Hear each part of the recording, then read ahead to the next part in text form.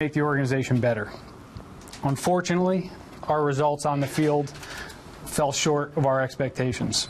Today's decision really reflects on our disappointment in our Major League performance this year, but more importantly, our determination to get better as an organization.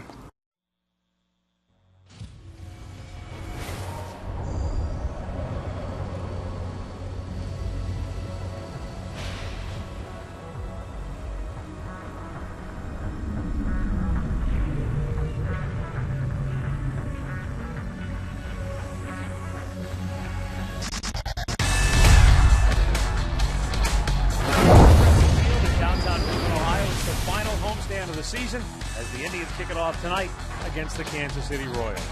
Hi again, everyone. Matt Underwood alongside Rick Manning. To say the least, it's been an interesting 24 hours for the Cleveland Indians. I don't think anyone saw this coming. Manny Acta fired yesterday by Chris Antonetti, the Tribe's general manager. Ultimately, Manny paying the price for a team that's gone 21-50 since the All-Star break. Well, yeah, last year they struggled after the break, with injuries or whatever reason, and this year they really did. They collapsed in August, and, Manny Acta, it's not all his fault. I mean, the players have to go out there, they have to perform, but as a manager's job, you are hired to be fired, I guess, eventually, and his day came, and, people thought they were going to wait to the end of the year. They did not, because they have organizational meetings coming up. Right. It's not that people didn't think that Manny Acta could ultimately be fired. It's just the fact that he was fired with just 6 games to go in the season caught everyone by surprise, and Sandy Alomar has now been named the interim manager. It was a very difficult time for us yesterday, the staff, for myself, since Manny he played a role in bringing me here back to Cleveland, and I have a great deal of respect for him.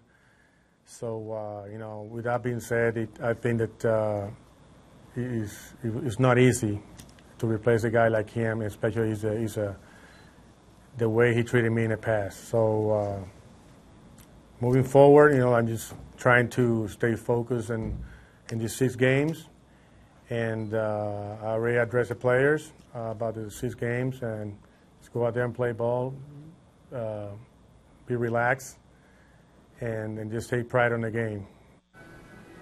It's a bittersweet day for Sandy Alomar because the ultimate goal he wanted to manage. And, sometimes you can't help when your friend that brings you in gets fired and you take over his role. His job is for 6 games, go out there and relax. He's not going to have much of an impact. These guys are going to go out. Well, they're going to play for Sandy. They're going to go out there and hustle and give it their best. But, Sandy's going to have to make a decision at the end of the year, and so will the Indians. 6 games is hardly a trial period, but I would still think Sandy Alomar is the leading candidate to be the Indians' long-term manager. Let's take a look at tonight's pitching matchup brought to you by the Nissan Road Ahead. It will be David Huff for the Tribe, Will Smith for the Royals, a pair of left-handers. Yeah, a couple of left-handers. Smith 2-0 against the Indians, Huff 1-0 against the Royals. All right, we'll be back with all the play-by-play action. We'll also plan to hear from Chris Antonetti, the Tribe's general manager, during tonight's telecast. All the action straight ahead on Sports Time Ohio.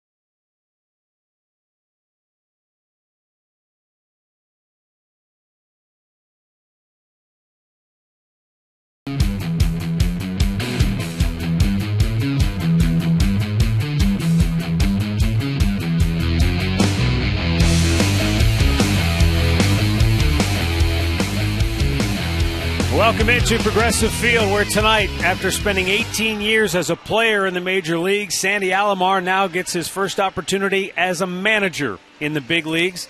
It's on an interim basis, and it's only for the final 6 games of the regular season.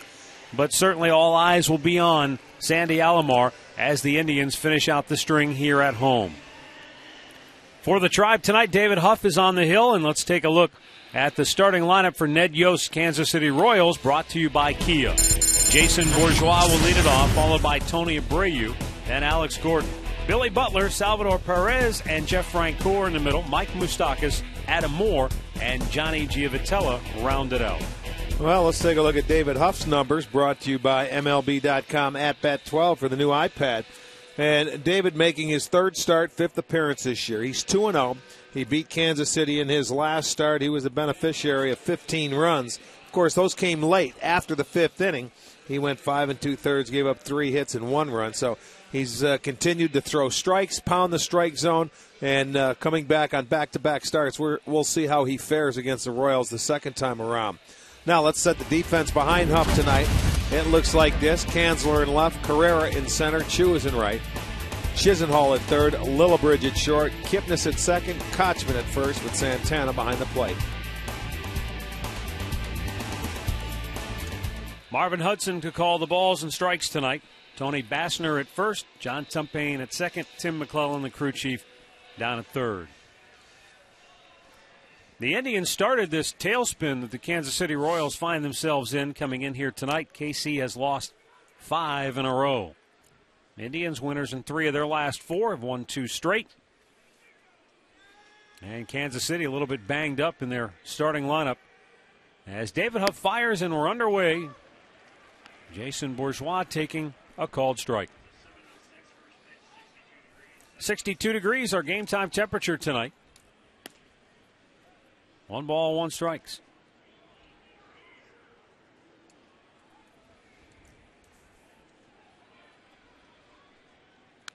Fouled right back, and Huff jumps ahead of ball and 2 strikes.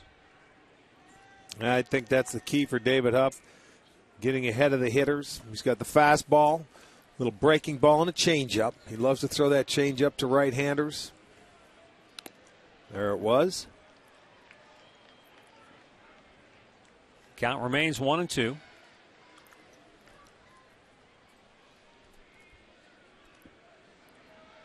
That foul back got a piece of Carlos Santana.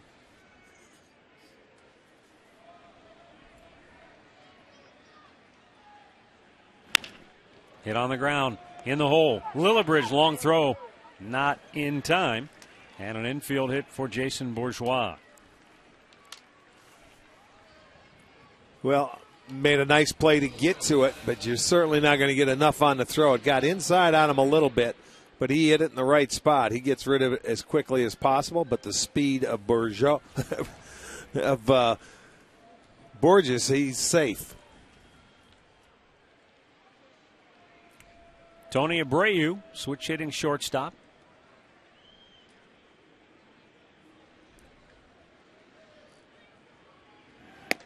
And he takes a strike. Abreu's in there because Alcides Escobar is out with a shoulder injury. Both Escobar and Eric Hosmer were hurt last night in their game, both diving for balls. And it remains to be seen if either of them will play this weekend.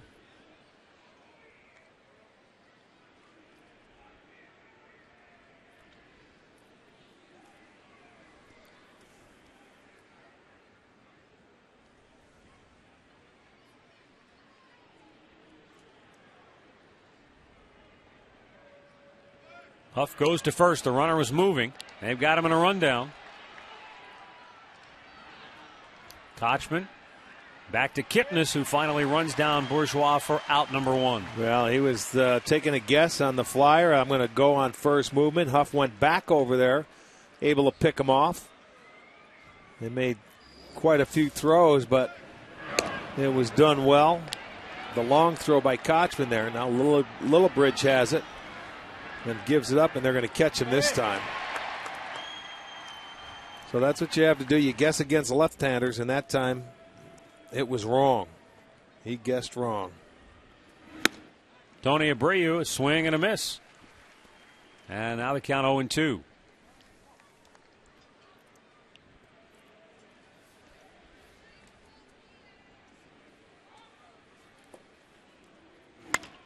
Got in on him, pops him up. Kipnis calls for it, and the second baseman has it 2 down.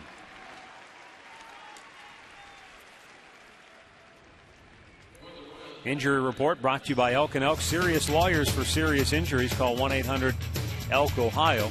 As Drupal Cabrera still bothered by that back and also the wrist problem. Michael Brantley day-to-day with a groin injury. And Jason Donald still trying to get back on the field as well after he was drilled by that pitch from Justin Verlander on the previous homestand. Popped out of play by Alex Gordon, who's having a terrific year.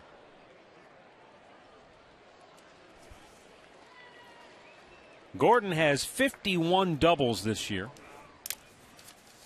He's hit a dozen homers. He's driven in 69 for Kansas City. And he takes low, 1 ball, 1 strike.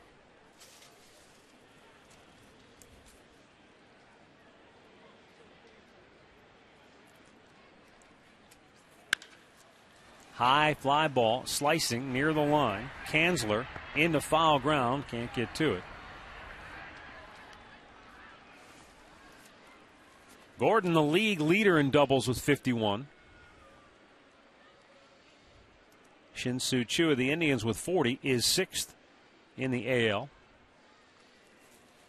That ties him with his teammate Billy Butler, who had 51 doubles back in 09. And the second best doubles season in Royals history. Hal McRae had 54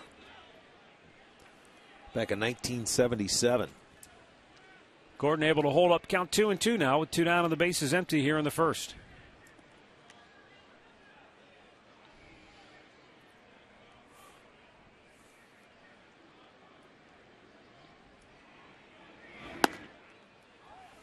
Now the count is full.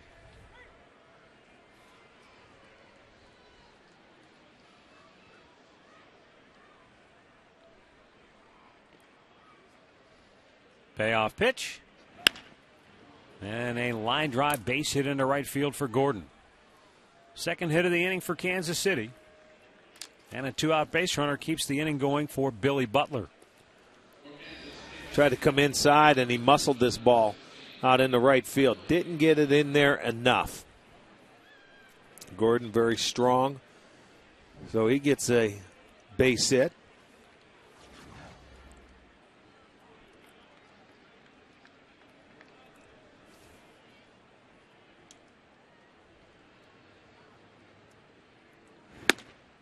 Butler turns away from ball 1. He's clobbered 28 homers. He's driven in over 100. And he has 30 doubles on the year. I remember we were back in Kansas City just last road trip, and he was complaining a little bit where he hit a couple balls right on the nose and they didn't go out for him. So he must be happy to be on the road. And he's a guy that normally is your big doubles hitter, but the home runs have increased this year for Butler. As you look at the AL batting race, league leaders brought to you by your Cleveland Akron area Lexus dealers.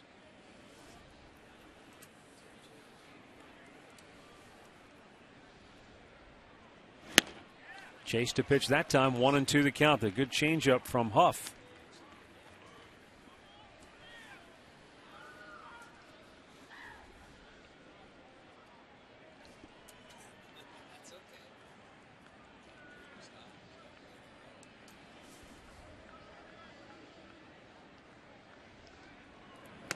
With 6 games to go in the season, Miguel Cabrera, not only is he leading the league in batting average, he's also leading comfortably in runs batted in, and he's 1 behind Josh Hamilton for the league lead in homers. Yeah, that is going to be the tough one because Encarnacion has 42 as well. And he's playing in Toronto for his last 5 or 6 games. Butler pops it straight up on the infield. Kipnis backpedaling. And the second baseman makes the catch. And the inning is over. No runs, 2 hits, 1 man left. The Indians are coming to bat.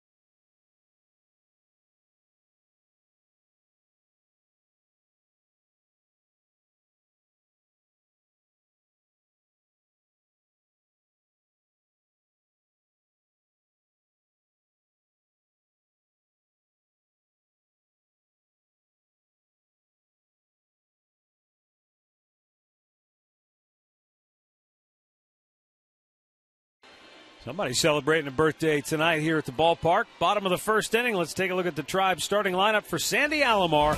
Brought to you by Progressive Insurance, proud to be the official auto insurance provider of the Cleveland Indians. Shin-Soo Choo, Cord Phelps, and Jason Kipnis. Then Carlos Santana riding a 6-game tear, followed by Russ Kanzler and then Casey Kochman, Lonnie Chisenhall, Brent Lillibridge, and Ezekiel Carrera. Will Smith, the left-hander, making the start against the Indians. His 16th start this year, his 13th since his second recall, and his third start against the Indians. He is 2-0 this year, and his very last start came against the Tribe, where he went 7 innings, gave up 8 hits and a couple of runs. He walked 2, struck out 5. It's a 5-3 win for the Royals. You can see his numbers against the Tribe this year. Smith, a guy that came from the Angels for Alberto Cayespo, former third baseman. And Choo looks at a fastball for strike 1.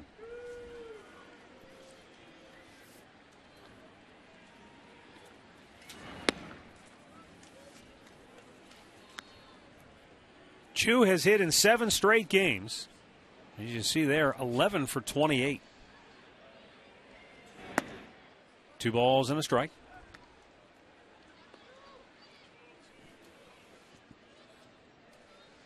On the year against the left-handers, just a 191 average. And that's up. Yeah, he's done a much been better swinging job. it well. I mean, last, I'd say, 10 days or so when he's faced left-handers, he's had a little different approach. It seems like he's staying on it, going to left field a little bit more.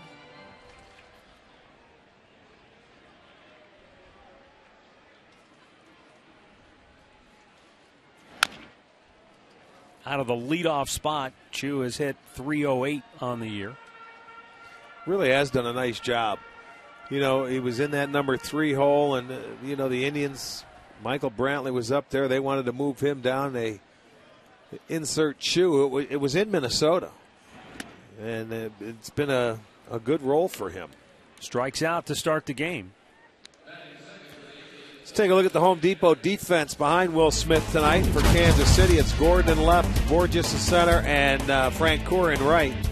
Moustakas at third, Abreu at short, Gio Vitella at second, Butler is at first, Perez behind the plate. More savings, more doing. That's the power of Home Depot. Here's Cord Phelps getting the start tonight in the DH spot. And he takes ball 1. Phelps hasn't seen a whole lot of action.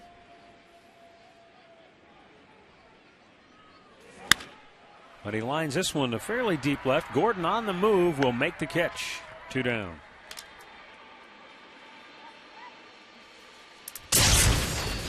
Our great clip of the game from Wednesday night comes from Jason Kipnis, who banged this ball right back up the middle, driving in a couple of runs and helping the Tribe beat the White Sox for the second night in a row. Great clips. It's going to be great.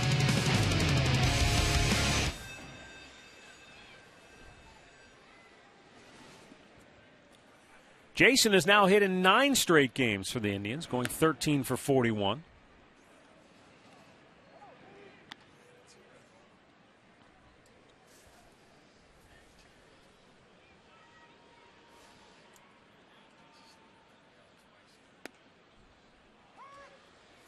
Smith evens the count with a fastball, 1-1.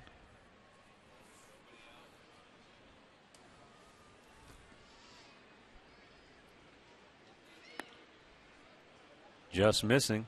2 balls and a strike.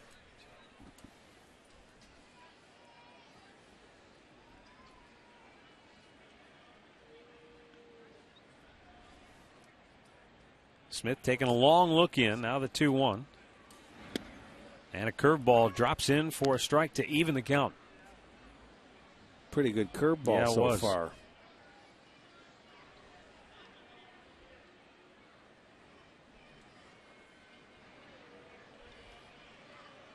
2-2 delivery. And Jason just did get a piece of that to stay alive.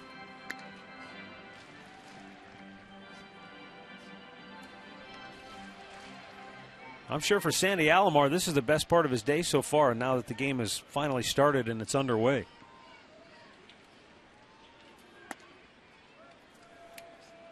Understandably, past 24 hours have been kind of an upheaval for him. The firing of Manny Acta and him being named interim manager. And well, sometimes the best thing that happens is that game starting, and it started. So now he can just watch what goes on and, as he says, relax.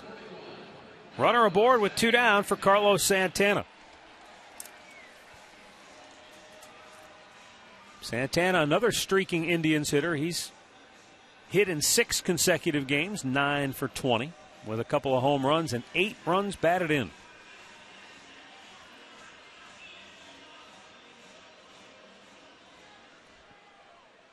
It was Santana who propelled the Indians to the series finale win over the Royals in Kansas City. Kipnis takes off first movement. Perez, great throwing arm, makes it close, but Kipnis beats the tag for his 31st stolen base of the year.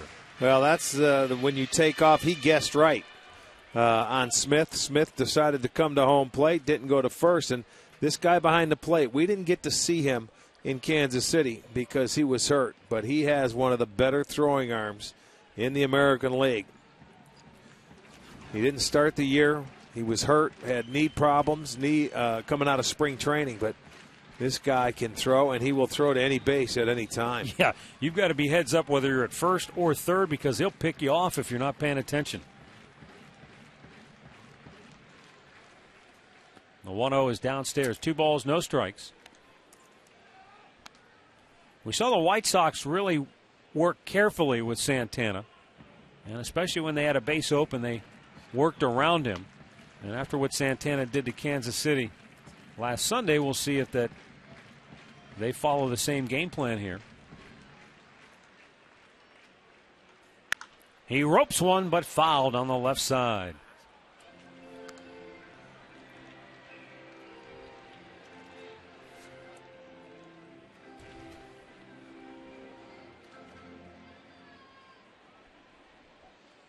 Look at Santana. Boy, as he exploded offensively in the second half.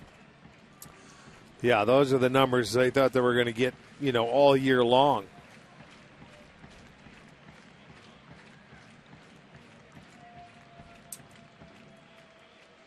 The 2-1. In the dirt, 3 balls and a strike.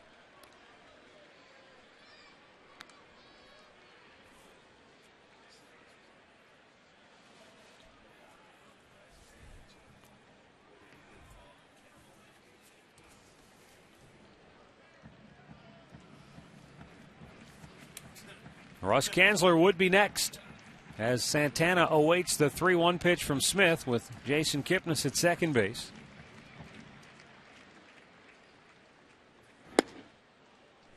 And it's ball 4. Well, again, you see where teams that know the Indians and the guy that can hurt you the most, they will pitch around. They did that in Chicago to start that series, and Kanzler had a really nice series going, facing all the left-handers and coming up big with base hits, driving in runs, and here's another opportunity. Well, he's hit in 4 straight games, and he's gone 8 for 16, so he has taken advantage of some of those opportunities. It was big for him against the left-handers. He was doing a lot of the damage in Chicago off lefties. Again, an opportunity here.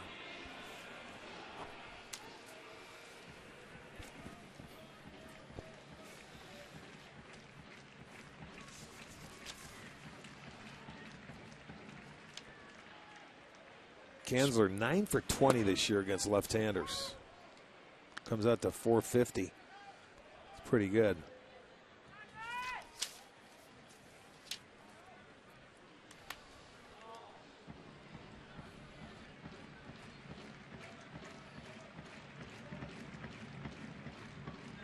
The 0-1. Hit on the ground between third and short. Backhanded by Abreu. Long throw, and he just did get him. Nice play. That play. was a terrific throw by Abreu to end the inning. No runs, no hits, 2 men left. No score after 1.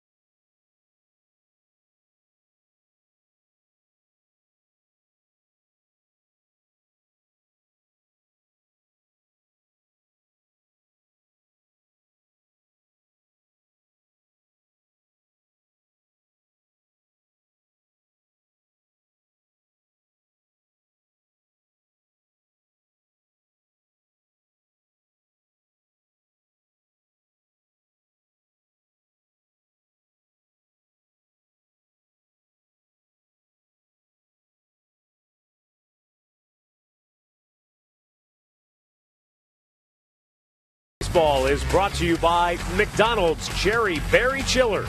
Cherry and raspberry flavors blended with ice and 100% fruit juice.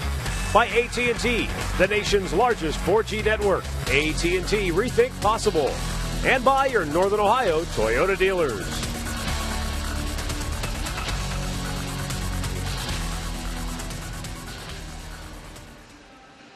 No score, second inning. For Kansas City, Salvador Perez, Jeff Francoeur, and then Mike Moustakas.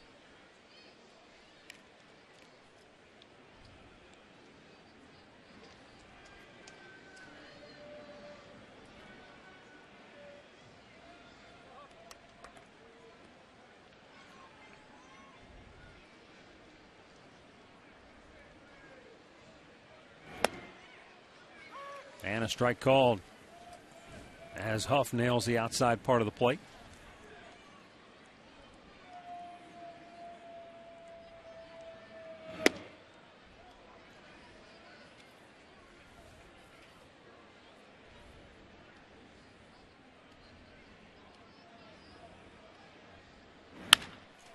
Line drive, base hit into left field. And the Royals catcher is aboard to start inning number 2. Kansas City with their third hit.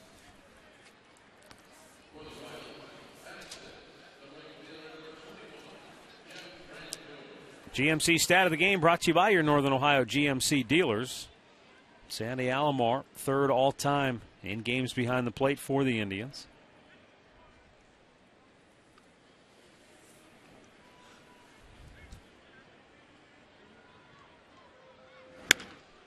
Jam job popped up.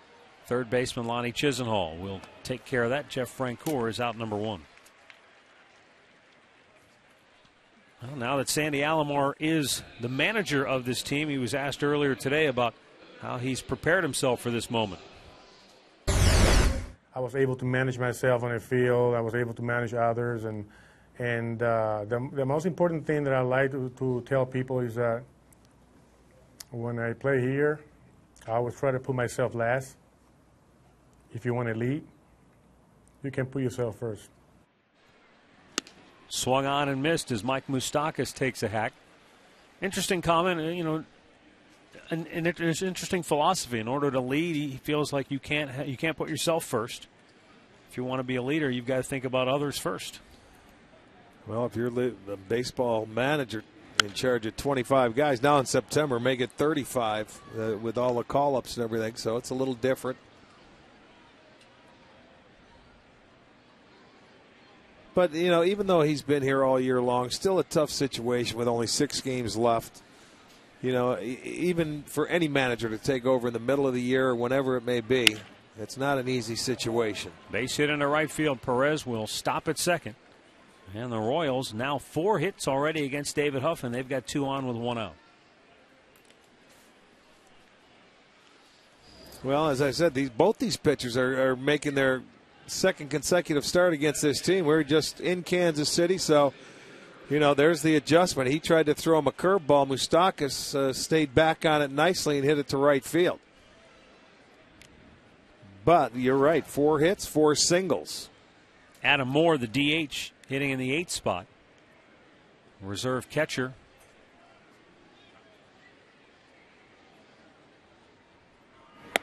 Takes outside for ball 1.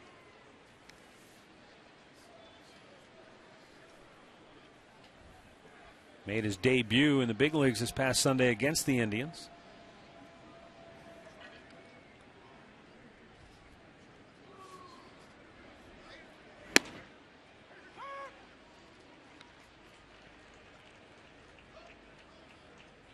More formally in the big leagues with Seattle. But in his Kansas City debut, he homered in his first at bat. Yeah. Good pitch, a fastball in for a strike, and he gets ahead 1-2. Yeah, he was catching the young rookie, wasn't he? The guy making his first major league start. Odorizzi. Yep.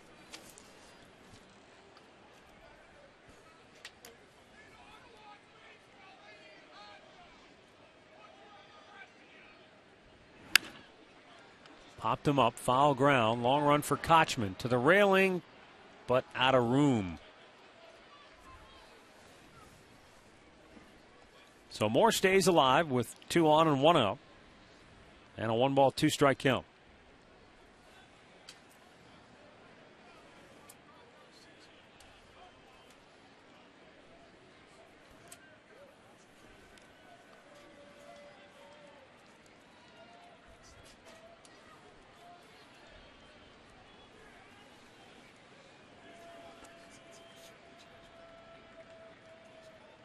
Huff's 1-2 pitch. Hit pretty well. Deep left field. Back is Kanzler. On the track. At the wall. He can't get it as he leaps in an effort. Coming around third to score is Perez. Stopping at third is Moustakas. And an RBI double for Adam Moore. The Royals' first extra base hit of the game, but already their 5th of the night. And Kansas City out to a 1-0 lead. Yeah, I thought that ball got in on him enough that it did stay in the ballpark, but it went off the wall. He pulled his hands through nicely. Kanzler goes back. Not sure if he knew where he was, but it went off the wall. Carrera comes over to help him out.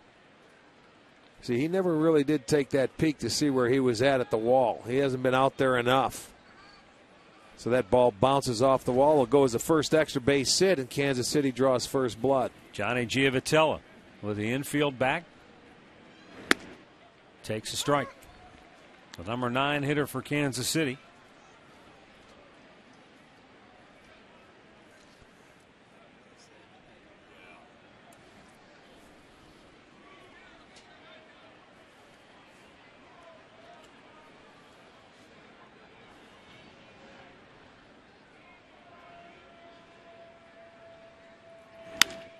And that's going to go out of play to the right.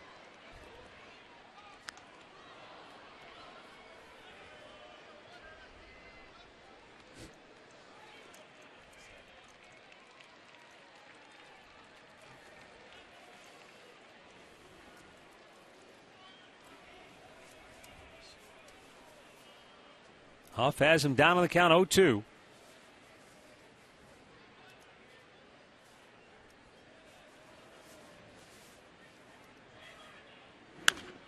And it's fouled away to the right as Giavotella lives to see another pitch.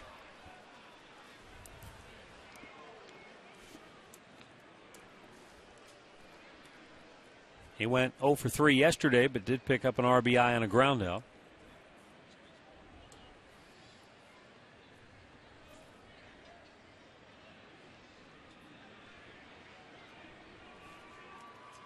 And the 2-strike pitch is down and in.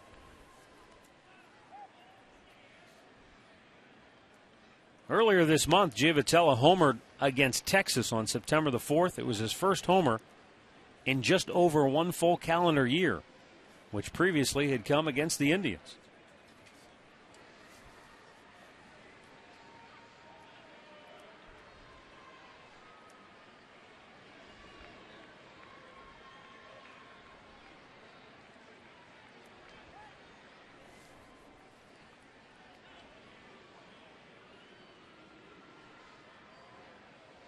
As has been the custom for Huff since we've seen him this year. He's thrown a lot of strikes, 26 out of 34. But the Royals have taken dead aim against him a number of times. And it's 2-2. Well, that's one of the things as a young pitcher, you have to make adjustments. It seems like now the Royals are making the adjustment after facing him last time in Kansas City. They're getting hits early. Now it's up to David to make an adjustment back to them. Early in the game, they're getting so many hits, you may have to throw some, off-speed pitches, change up first pitch, just to keep them off balance. That's a good one right there. Strikes him out. 2 down, his first strikeout tonight. Yeah, he battled back and got the strikeout when needed, man, on third and less than 2 outs. First strikeout, it came on a changeup. Excellent location down there, and you can see the hitter out in front. Giavotella looked like a fastball, couldn't wait back long enough. Out number 2, so a chance to get out of here with just giving up the 1.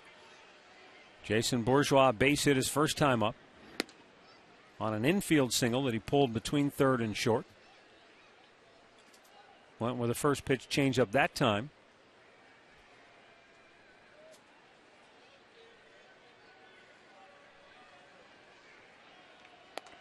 Comes back with a fastball to even the count.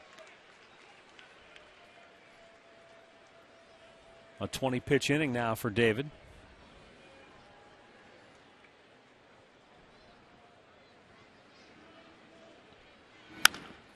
And a bloop shot towards second where Kipnis will grab it, and the inning is over. But an RBI double by Adam Moore has Kansas City on top 1-0.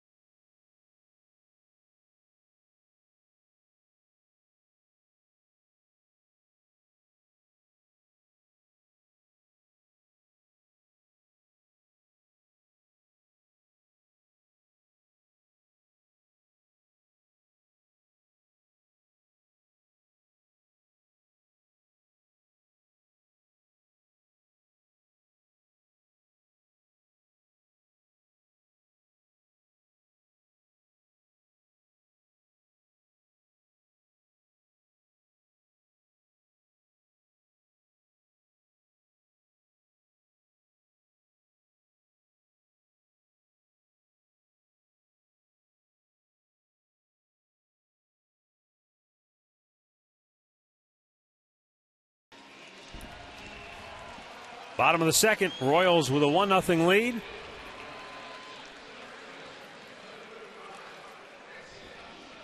Will Smith walked a pair in the first, but got out of trouble. And he'll face Casey Kochman, Lonnie Chisenhall, and Brent Lillibridge here in the second inning.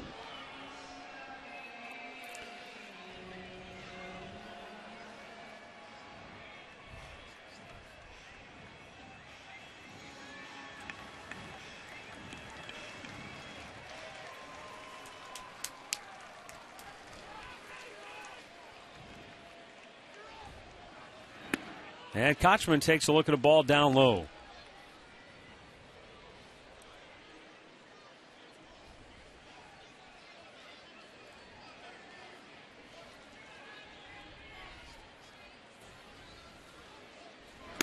Rick, you mentioned during our pregame segment tonight that as a player you were a part of managerial changes. Managers would be fired and a new guy comes in. When a new guy comes in, and in this case, as was the case in some of your instances, it's a guy who was already part of the staff, not somebody from the outside. Kochman lines one deep and foul. Just missed down in that right field corner. What's the atmosphere in the clubhouse like? What does it do to the players? What's the mindset? You know, I think when you first hear, it's probably shock for you guys because as a player, you just keep rolling. You know, you're not caught up into anything of what you read, what you hear, what you see. When it happens, it sort of shocks you. And then, you just, wow, I can't believe it. Sometimes you may have a little guilt feeling, with the guy because you like him, or whether you like him or dislike him. But I think there's a little guilt feeling, especially when you're playing bad. And they played bad the second half of the year. Nice running catch by Jeff Francoeur in right field. He took extra bases potentially away from Kochman right there for out number one. So then, once the game starts, then you get back into it, and you got to go out and you got to try your best. You got to play. Players will get managers fired. There's no question about it. It's been that way, and it'll always be that way. Is there a sense of, not that you weren't playing hard already, but you got a new guy in charge now, and you got to show him what you can do? Well, you should. I mean, that's the way I would approach it. As an individual, you want to go out there, especially this team. That you've got a lot of question marks of what's it going to be next year, And if this guy's going to be your manager, I would think yes. Line to left, that's going to drop for a base hit, and Lonnie Chisenhall has the Indians' first hit of the game.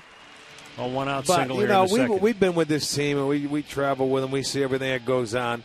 He's got a really good relationship with all the players. The players like him, and I mean, it's not a matter of liking him and everything. It's instituting your own, feel or your own stamp on the team is what you can do. He can't do that Not now. in 6 games. Well, Right, no. yeah, I mean, that's why I say he just shows up and he stays with that same relationship like he was as a bench coach, and you get after it. Now he's just in charge of making some decisions. Mike Sarbaugh to Sandy's left is now the bench coach for the final 6 games. Mike was the AAA manager at Columbus. Line drive hit by Lillibridge, and aggressively Lonnie Chisenhall will go to third. So Indians at the corners with 1 out here in the second inning as Lillibridge lined that toward first.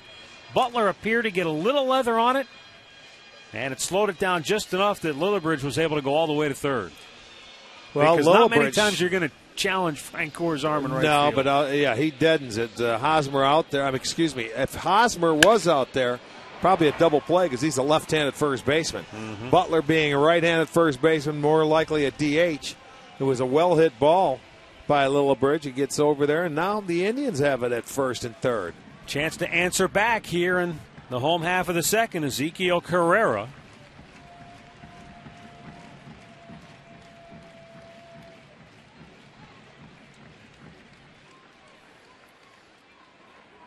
And a throw to first. That drives Lillibridge back.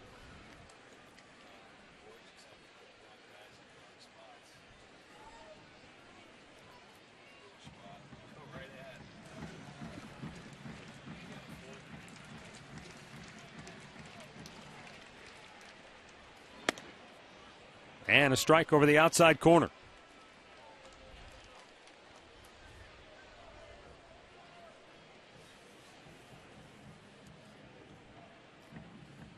Carrera with a hit in 5 straight games, 7 for 22 during his tear. It's amazing how many Indians hitters are running on streaks right now offensively.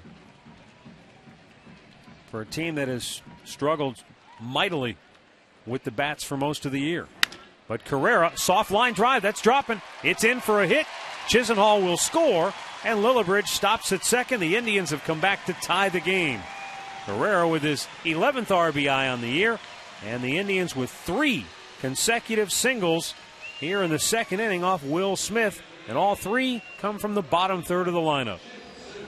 Yeah, Carrera has been doing a pretty decent job hanging in there against left-handers, and again, he gets a pitch to his liking off the end of the bat, but gets it in there in front of Francoeur. So he gets an RBI, 3 consecutive hits, and 2 out of those 3 hits off the bats of left-handers.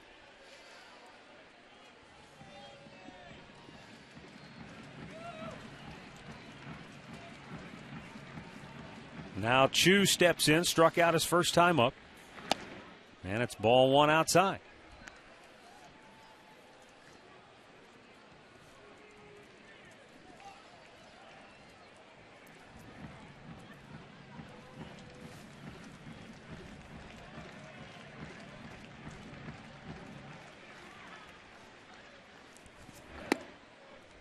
Oh, and he just did catch the outside corner to even the count at 1-1.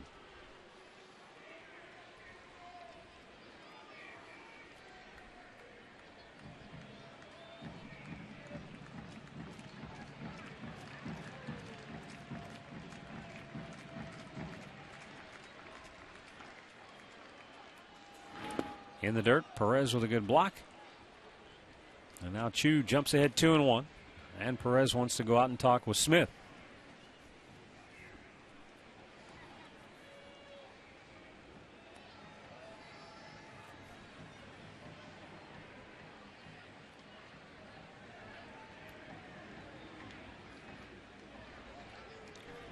Lillibridge, the runner at second base. Carrera at first.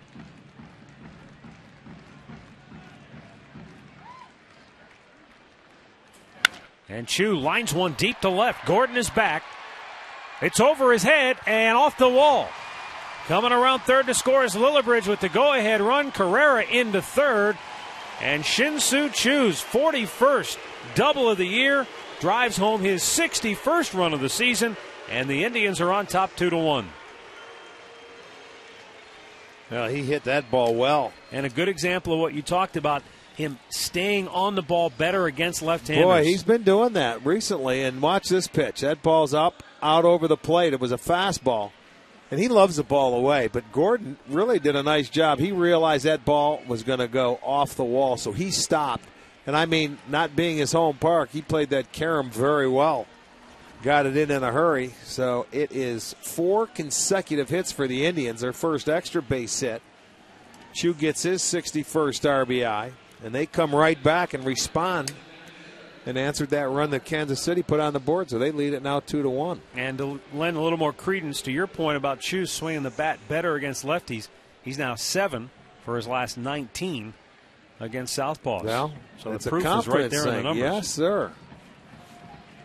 Second and third, 1 out, infield in, and Cord Phelps takes ball 1. You know, I think a lot of it goes back from last year when he was hitting the hand. He broke his thumb, and he's been hit a lot this year, and people are trying to pound him in there, and it might have been in his mind. And now he's starting to get it out, and it's rolling with him. He feels confident. He's swinging like it. Phelps takes a strike to even the count of 1-1. Phelps fly to deep left his first time up. That same kind of at bat here would get you another run home.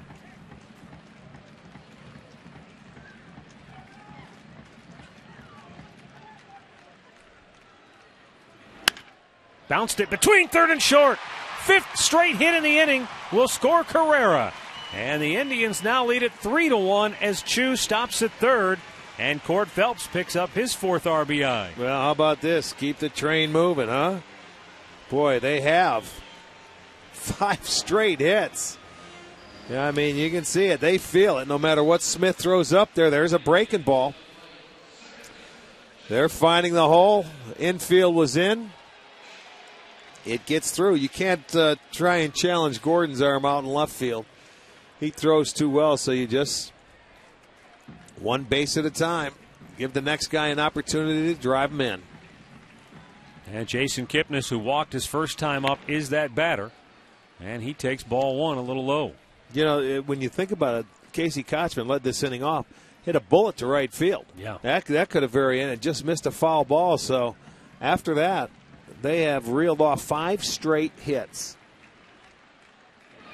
Kipnis sends a slow topper back to the mound. They go to second for 1 and turn 2 to end the inning. But the Indians answer back with 3 to take a 3-1 lead.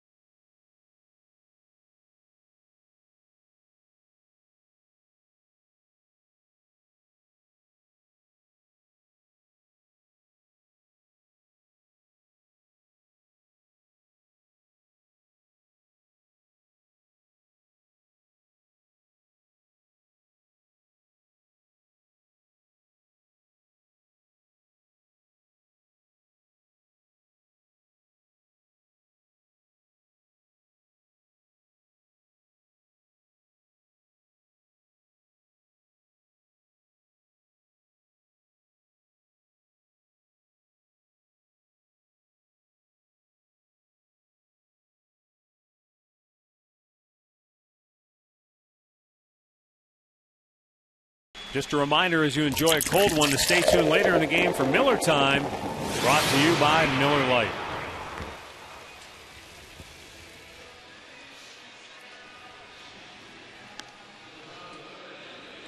Indians on top 3-1 now after that 5 consecutive hit barrage.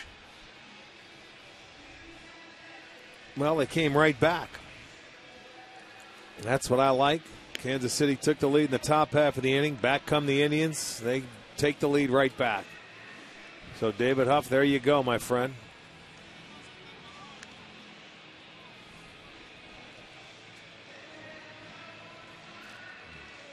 Just the second inning, but both teams with 5 hits.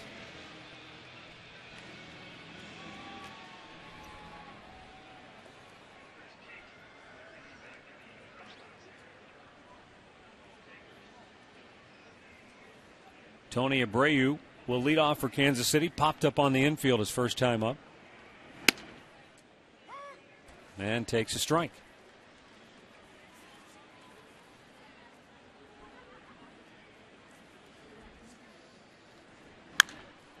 High pop should be playable here. Lonnie Chisenhall drifting over to the railing. Wow, he ran out of room. Well, I'd want to send out special birthday wishes tonight to Lee Nelson, who is turning 100 years old from Youngstown, Ohio. Lee, very happy birthday to you. And we have to send out another happy 87th to Pat DeBello, who used to be a former employee of the Indians, a sweet lady. Used to bake cookies and bring them into the offices. Pat, a very special birthday wish to you. Tony Abreu is out looking at strike 3. Second K for David Huff. 1 down here in the third, and here's Katie Witham. Thanks, Matt. Season tickets for next year are available right now. If you're thinking about buying them, make sure to take advantage of Tri Rewards. It gives you points to use however you want. You can come throw out a first pitch or attend a pregame press conference. Get more information right now by calling 216-420-HITS. Guys? Katie, how close were you to that foul ball? I almost caught that for Lonnie Chisenhall, actually. Here's Alex Gordon taking a called strike over the outside corner. Gordon singled his first time up.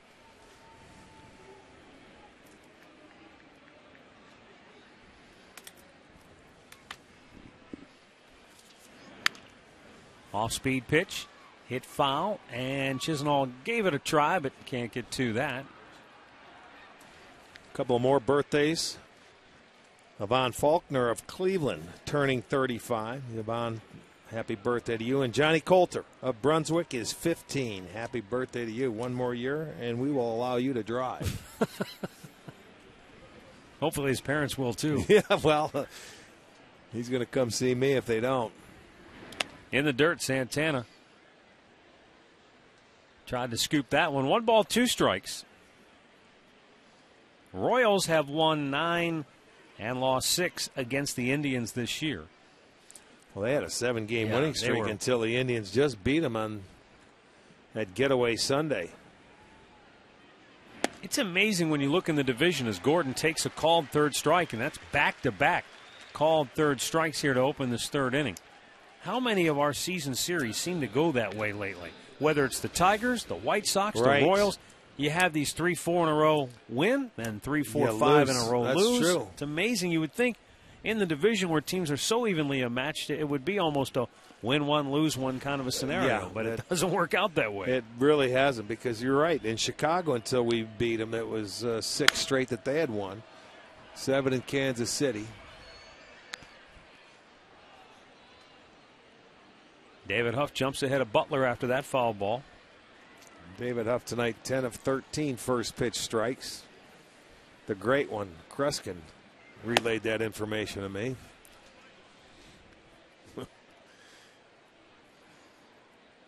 Telepathically? Yes, he did. It was metal. He didn't even have to write it down, did he? He sent me down 13 lobster pots and only 10 lobsters in them. 2-1 to count on Butler.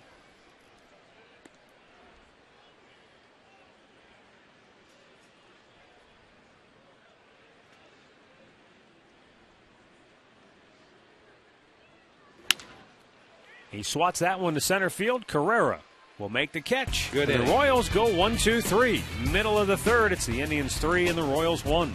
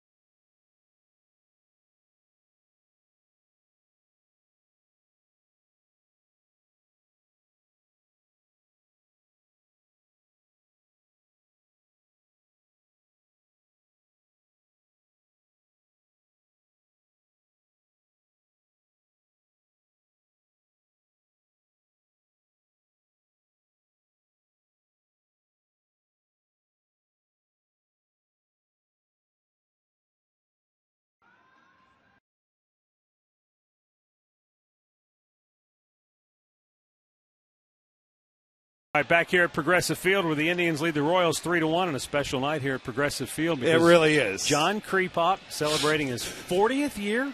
Also known as Popper. 40 years. Unbelievable. It is unbelievable. One of the best man. press box attendants in baseball, folks, right here. They had a little surprise for him. Bobby D, Curtis, and everybody up there. What'd you get? 40 golf balls, 40 pounds of cake. What else? A pass for golf. You know, now I know why you didn't come and work with us tonight, because you were celebrating a party. I didn't know anything about it. You didn't? No. Well, that's why should things called a change? surprise. There we go. Look at that. There's Curtis in the cake. See, watch how red your face is. You can't hide from the cameras, man. We always will find you. I know, just great. like I used to find in the clubhouse. I know. Look at, there's Bobby delivering you the package and the shirts, the golf balls. Look at. Oh, please, come on. Shucks. That's beautiful. But man, think about it. 40 years. How good has it been? It's been great. I mean, Yeah, you would rather do nothing else, right? Hey, I had the best thing in the world going. Well, that's true. Congratulations. That's right. Thank you 40 very much, years. Matt. Way to go. Thanks. Thank I didn't you. know if you talked, but you did. Okay, you're welcome to go back now. Wow. That's beautiful. And appropriately with Popper here in the booth, Carlos Santana on a check swing just had his bat snap in half. That's a la Watch Jim this. Rice. Watch this. He checks. Holy, that had to be cracked. That had to be shattered going up there. Sabotage. Popper, did you use the saw? That now, I did see that one other time, but not like that at the handle like that. Jim Rice, I saw do that back in the 70s. That's amazing.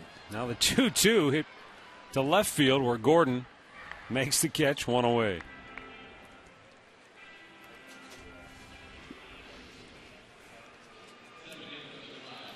And that'll bring up Russ Kanzler, who grounded to short to end the first inning, but it was a terrific play made by Tony Abreu. Yeah, it really was. I thought he might try to go to second base on that play, and he ended up throwing it all the way across the diamond. Now, we've seen his counterpart do that, Escobar, who does it very well. Kanzler taking a strike.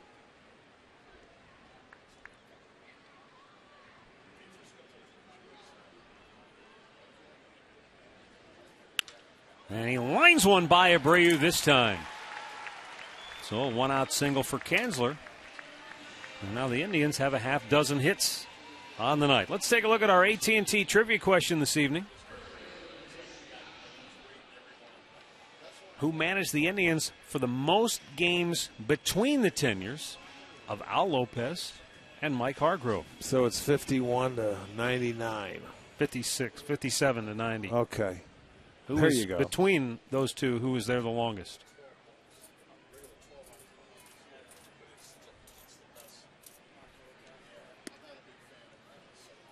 I think what they're trying to tell us is there were a lot.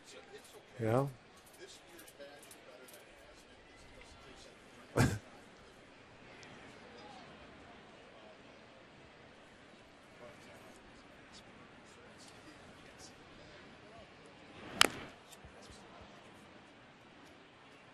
Casey Kochman, his first time up, he drilled a line drive down the right field line that was just foul, maybe by a foot.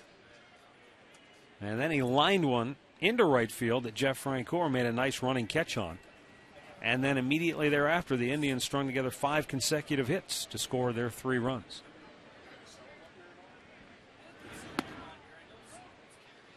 Two balls and a strike.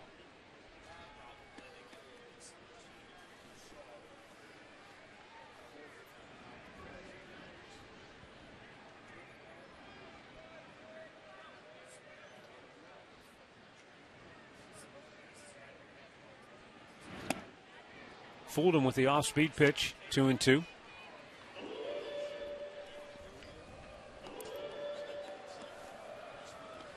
Well, he threw that breaking ball the pitch before that Kochman laid off. This time he might have been sitting on it and he got after it, but he was just a little too quick on it.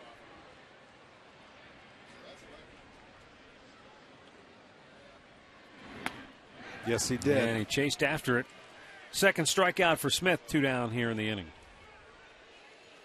And we'll go back to the Hyundai Studios right now for an in-game update with Al Pulowski.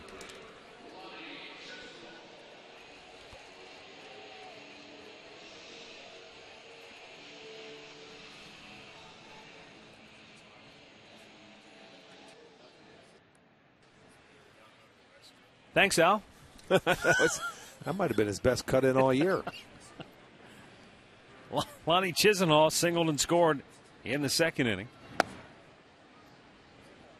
Takes a fastball outside for ball one.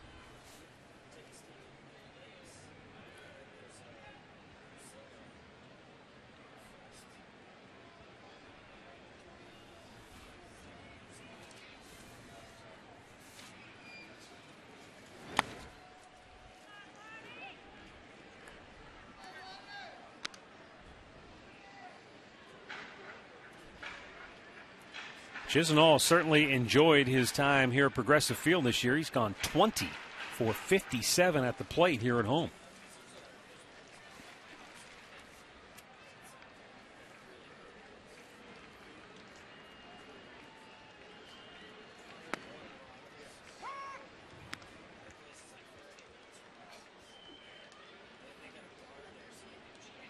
Baltimore is beating up on Boston 6-1. They're in the third inning in Baltimore as the Orioles trail New York by a single game in the East.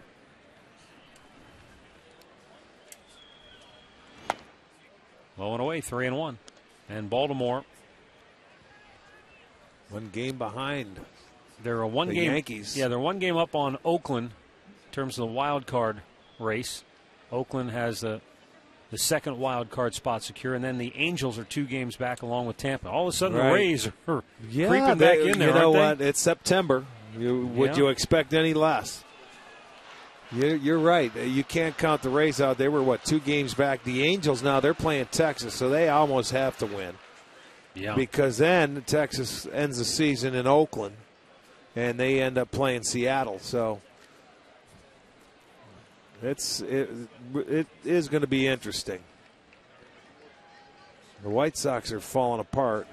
Gansler takes off. Chisenhall fouls it away. Yeah, the White Sox at home against Tampa again tonight. They lost 3-2 last night. They had bases loaded twice with nobody out and scored a total of 2 runs. Yeah, there's a good look right there. If you don't win the East, you can forget about it. The Central.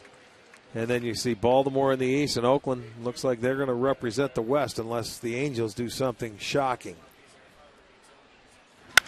Chisenhall hammers it. Right center. Frank Cork can't cut it off. Gansler around second on his way to third. He'll hit the bag and continue to steamroll toward home plate. And a 2-out RBI double by Lonnie Chisenhall makes it 4-1 Cleveland. That was a great at-bat right there by Chisenhall. He had the count in his favor all at-bat. He ends up getting to a 3-2 count and put a great swing on a pitch to drive it into right center field. And the ball jumped off his bat. He got his fastball that he was looking for on a full count. 2 outs. He didn't want to walk him, and Chisenhall makes him pay. He is now 2 for 2. He drives in his 15th run and makes it a 4-1 ball game. A good at bat there.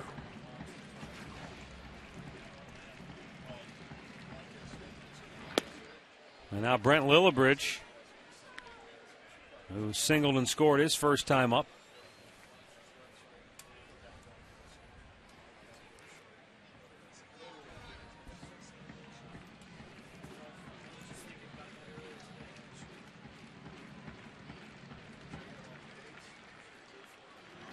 Right back to Smith.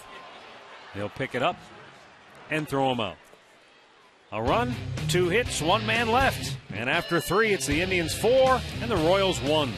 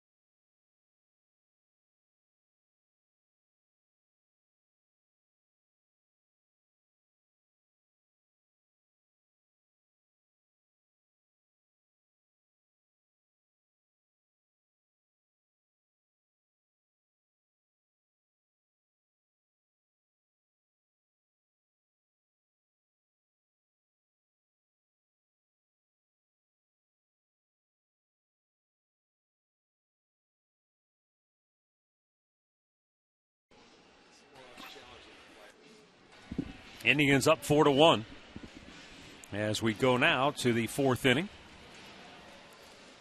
Salvador Perez, Jeff Francoeur, and Mike Moustakas. Well, you see a guy like Perez, who is so highly thought of in Kansas City and around baseball, and you can't help but think about Sandy Alomar because he's cut out of the same kind of mold, a big guy at 6'3". He's a little, I don't know, stockier. Heftier? Yeah, stockier. He's almost 250 pounds. Yeah, he's a big kid. He's a heavy leg down there, but a great catcher. And a nice running catch by Ezekiel Carrera to take a hit away from him. Well, earlier today, many of the Indians players were in the clubhouse, and they were asked about the firing of Manny Acta.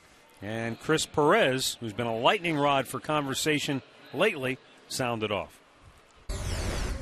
It's not one thing or the other. It's a mixture of the stuff. I don't think. Obviously, August was kind of a nail in his coffin. I don't obviously think that was the only reason why he got fired was just because of August. I don't know how the front office went about it, why they had their meetings now and not at the end of the season like they said they were going to or what. But at the end of the day, the front office made their decision that he wasn't going to help us get to a championship level anymore. At the same time, the players we got in this locker room aren't going to get there either. We got to get better. Never one to mince words. Jeff Francoeur swing and a miss, and David Huff has struck out 4 Royals tonight.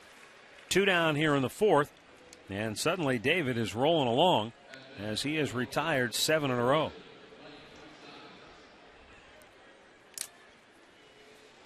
But I don't think anybody who watches this team, fans, broadcasters, anybody, is delusional to think that it's just the manager. No. I mean, you know what? Good managers 99% of the time have good players. Or you better have some legitimate players in that lineup if you expect to win. Good players make good managers.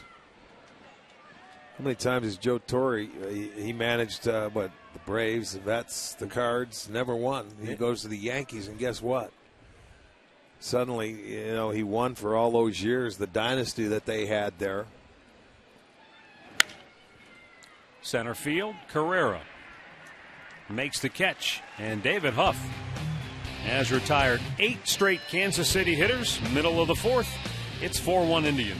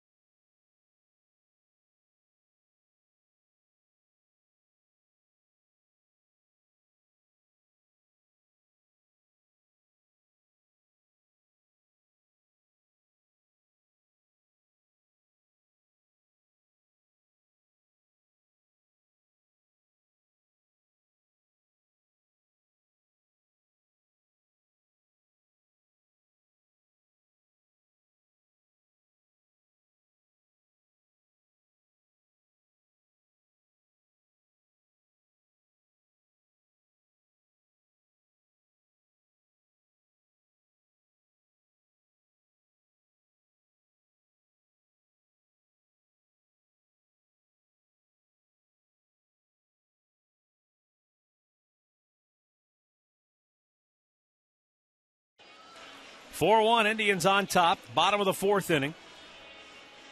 For the Tribe, Ezekiel Carrera, Shin-Soo Choo, and Cord Phelps. And the Indians have had their way with Will Smith so far. They've touched him for 4 runs on 7 hits. 5 singles, couple of doubles. Carrera had an RBI hit his first time up and takes ball 1 outside. Yankees trying to stay a game in front of Baltimore, lead Toronto 3-0. They're in the 3rd inning at the Rogers Center.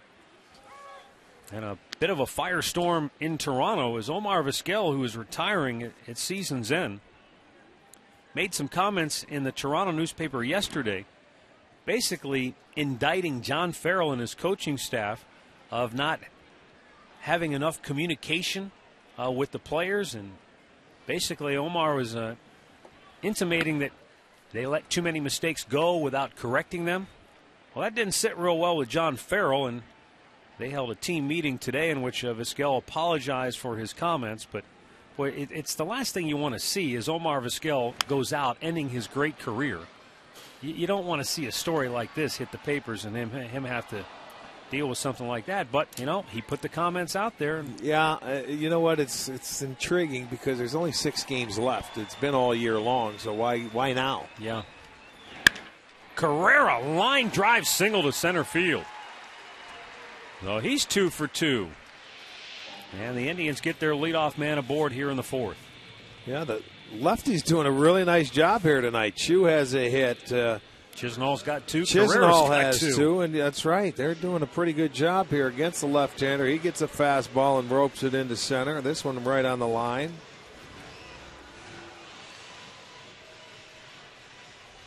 So Smith walked a couple guys in the first, but they have done some damage to him after that. They've made the adjustment. First time they've had their leadoff man aboard.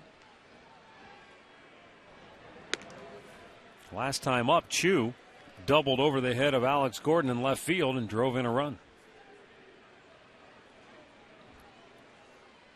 Everett Tieford up in the Kansas City bullpen for the 2nd time tonight. Will Smith has made 67 pitches so far. 40 for strikes as he tries to pick off Carrera with a throw in the dirt. Butler did well to knock it down. There's the left-hander Tieford getting loose again.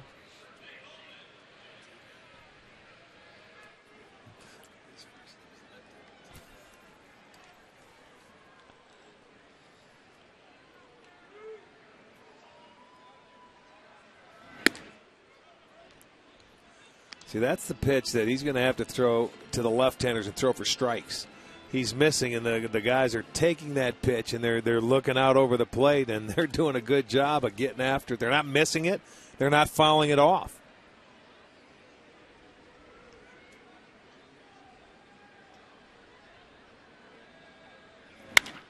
Chu sends a long drive to deep center. Bourgeois back. He lost track of it. It's off the wall. And now it bounds over his head. He grabs it on the bounce, but scoring all the way from first is Carrera. And the Indians are now on top 5-1. Chu's 2nd RBI double of the night. And he is blistering the baseball. Yes, he is. Gives him 42 doubles on the year. And this one, his last one went off the wall to left field. This one was left center field, much deeper, and hit much farther. And I'll tell you, Bourgeois, we've seen play in center field in Kansas City. He took a wrong turn on there. Nothing that, I mean, he wasn't going to get there to catch it anyway, just to play the ricochet. But he got turned around on it. So Carrera able to score from first base. And Chu, a really good job, and I think that's going to do it for Smith. That's the knockout punch tonight. Will Smith sent packing. The Indians are on top 5-1. Everett Tieford is coming on when we come back.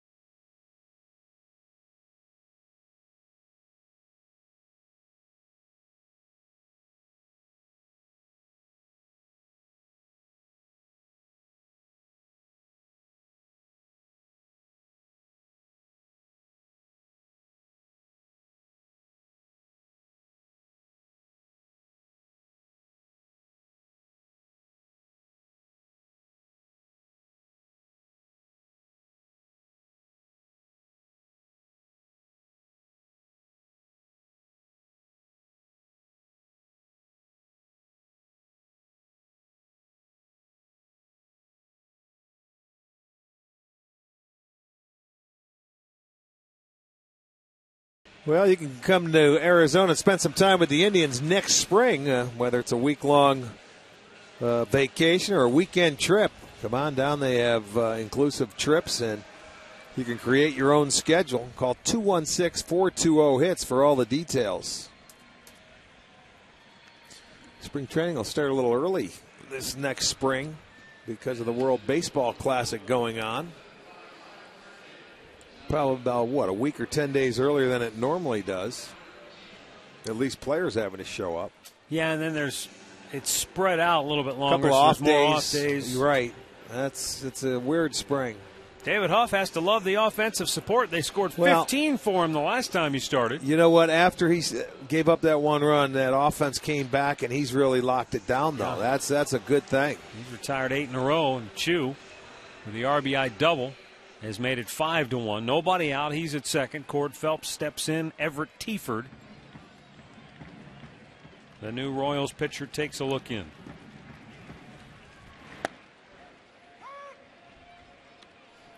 Well, I like that. They made the adjustment to Smith. He also started against the Indians in Kansas City and pitched a good game, and he was 2-0. Got his first major league win in this ballpark the first time he faced them. But they hit him around pretty good tonight. Cord Phelps couldn't hold up. He's down on the count 0-2.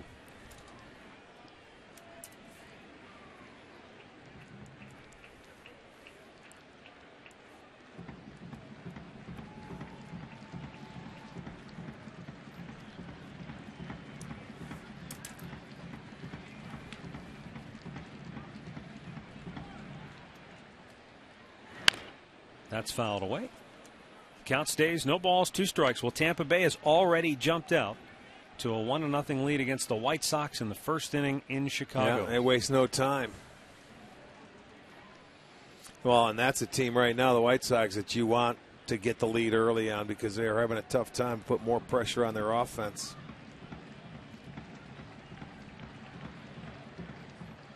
It was a Ben Zobrist home run that gave Tampa the lead. Now a base hit in the left field by Phelps. Chu will have to stop at third. And the Indians just continue to hit tonight. They have their hitting shoes on. So first and third with nobody out. And we'll go back to the studios and try once again to see if Al is there. Hello. Well, hello there, Matt. Hey, Rick. It's working What's this up, time. Al? Texas and the Angels tonight in Arlington. Top of the first inning. Mike Trout, the super rookie, with his 29th homer of the year. Tonight, a big game for the Angels. They're 2 games out in the wild card. They lead at 1-0 behind Weaver. Matt? All right, thanks, Al. That kid is having a special year, isn't he? Jason Kipnis has walked, banged into a double play. Infield in, and he swings and misses.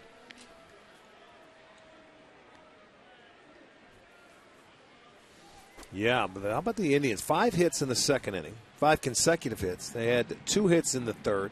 They have 3 hits here leading off the fourth inning. And already with 10 in the game. In the dirt, Perez blocks it, keeps it from getting away.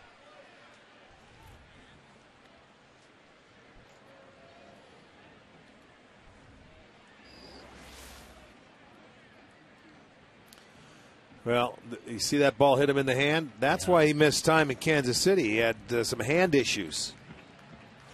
That may be one reason why, having to block a lot of those breaking balls in the dirt. Well, I think his was actually on his glove hand, the 1-1. From taking those sinkers off the thumb? I think he caught some foul balls that just jerked it out of place. And so I think that was the reason he went down. Who was the was Gordon. I think it was his throwing hand when he got stepped on home plate. Well, yeah, he was sliding into home plate. You're right. It was Gordon on his right hand, yes. The 1-2. Kipnis squibs it towards third. Coming home is Chu. They'll get the out at second. And Chu will score, and there's 1 out in the inning as Jason Kipnis picks up the RBI, his 73rd on the year. And it's now 6-1 Indians. Boy, I thought that ball was going to be over the head of Giavotella at second base. Moustakas a very good third baseman. He wouldn't have had a chance at Chu because that had some spin to it, so he wanted to go to second base, and you're not going to turn the double play with Kipnis running. So you just have to make sure you get one, and he had to get up. I thought when he let it go, I thought it was over his head. He was just barely able to keep that toe on the bag to get the force. And now Carlos Santana, who flied to left his last time up. So that closes the book on Smith. He gives up 6.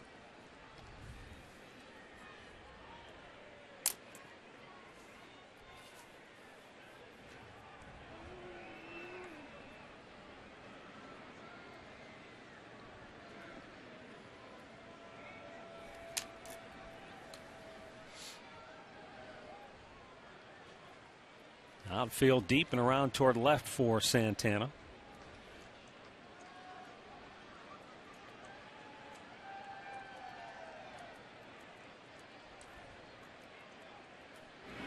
Big curveball drops in for a strike.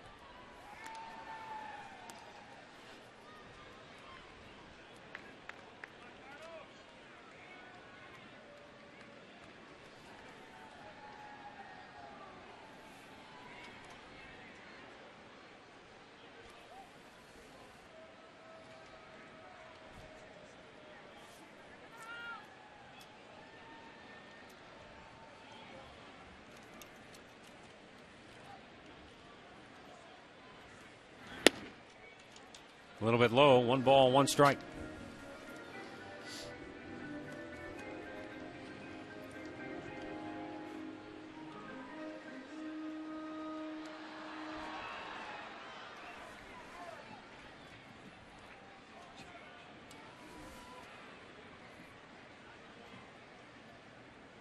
Tiford delivers and Santana takes. And he's down on the count 1-2. He was just letting Marvin Hudson know. He said that ball's inside.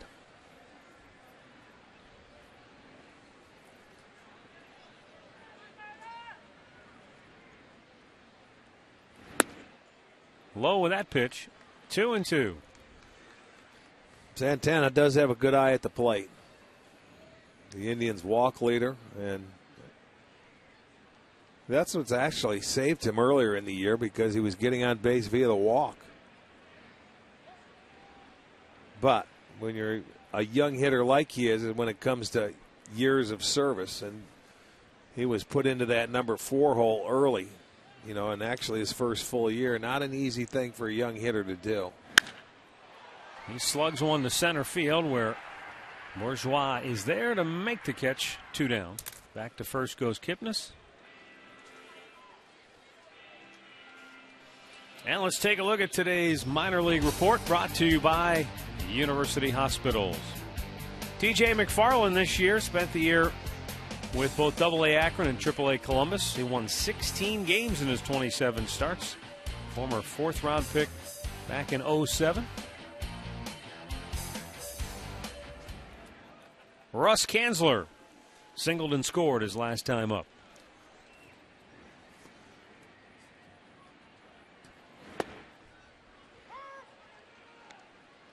Fastball gets ahead, strike 1.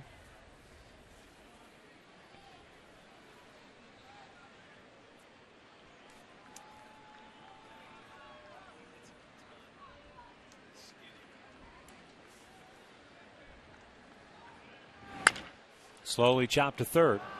Moustakas can't come up with it cleanly, and everybody's safe.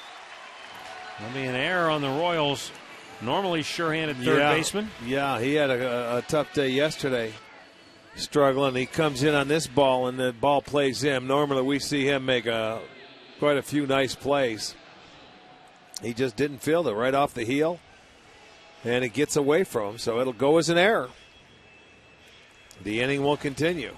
And it's Casey Kochman batting now, 0 for 2.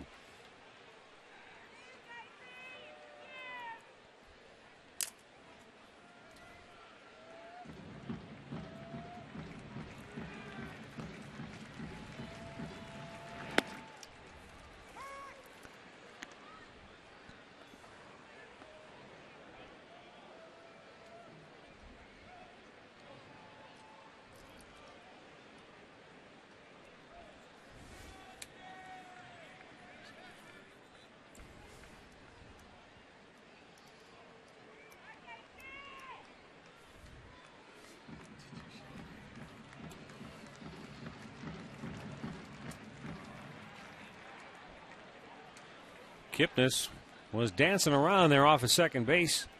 And it looked like it distracted Tiford, so he stepped off. He felt it. You know what I mean? It's almost like he had something. I don't know if anybody yelled anything, but Kipnis had 3 steps off the bag. And that's the key. It's easier to steal third base off a left-hander because when you can get that walking lead, if he doesn't make you stop, and Kipnis almost took off. And the key there is, holding that runner a little closer. But with 2 outs, they're more concerned with the hitter.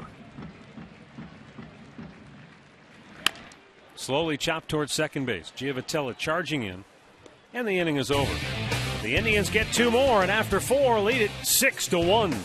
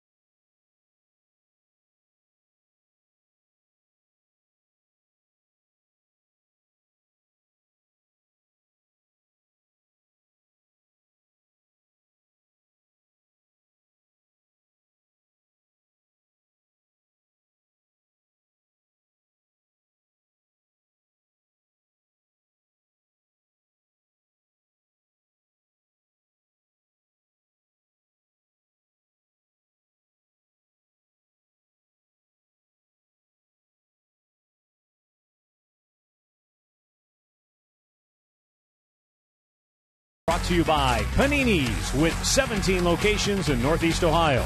By Levin's, home of the Sealy Posturepedic mattress made right here in Northeast Ohio. By Kia, Cleveland.com. And by First Merit Bank.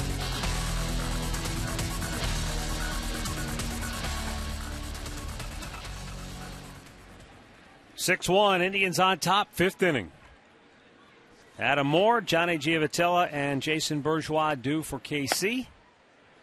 And Adam Moore, an RBI double his first time up, takes a strike.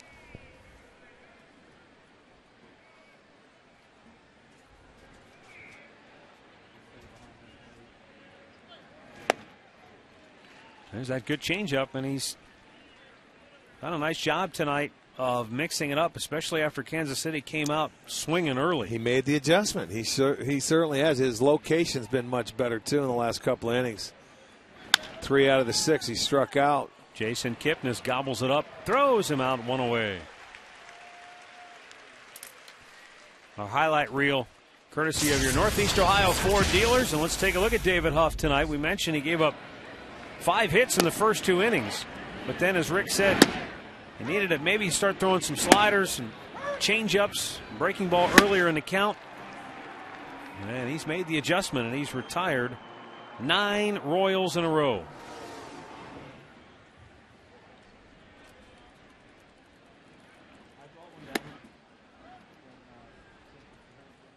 Johnny Giavotella struck out his first time up.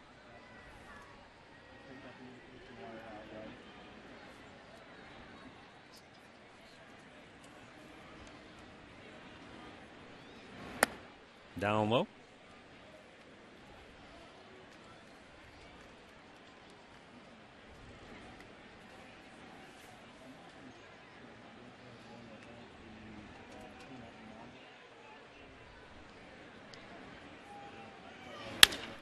And a line drive single to center field by Giavotella. Snaps that string for Huff. And the Royals have a 1-out base runner in the 5th. Don't miss tonight's Notre Dame College Game of the Week when Chardon takes on Willoughby South. Tune in after our game right here on your home for high school football, Sports Time Ohio.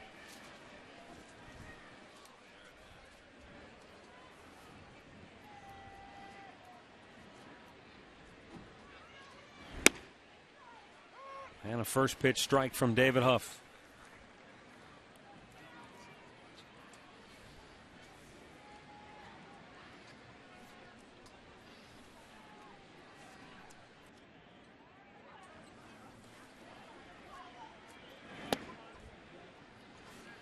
One ball, one strike.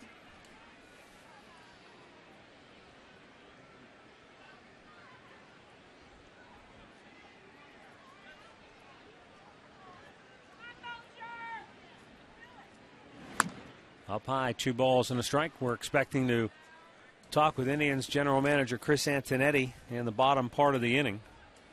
And he let it be known earlier today that Sandy Alomar and Terry Francona will both be in consideration for the Indians' managerial job, and he expects there will be other candidates as well. Popped him up foul, back out of play, so we'll talk with Chris about that.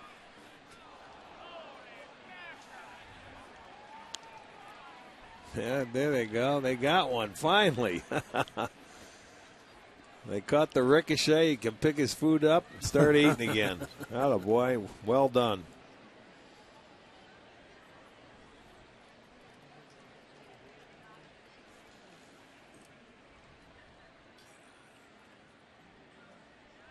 Huff's 2-2 pitch. Hit on the ground to third. Chisenhall goes to second. There's one. Kipnis will hold on to it. And there are 2 down in the inning. It's all right. Get the one.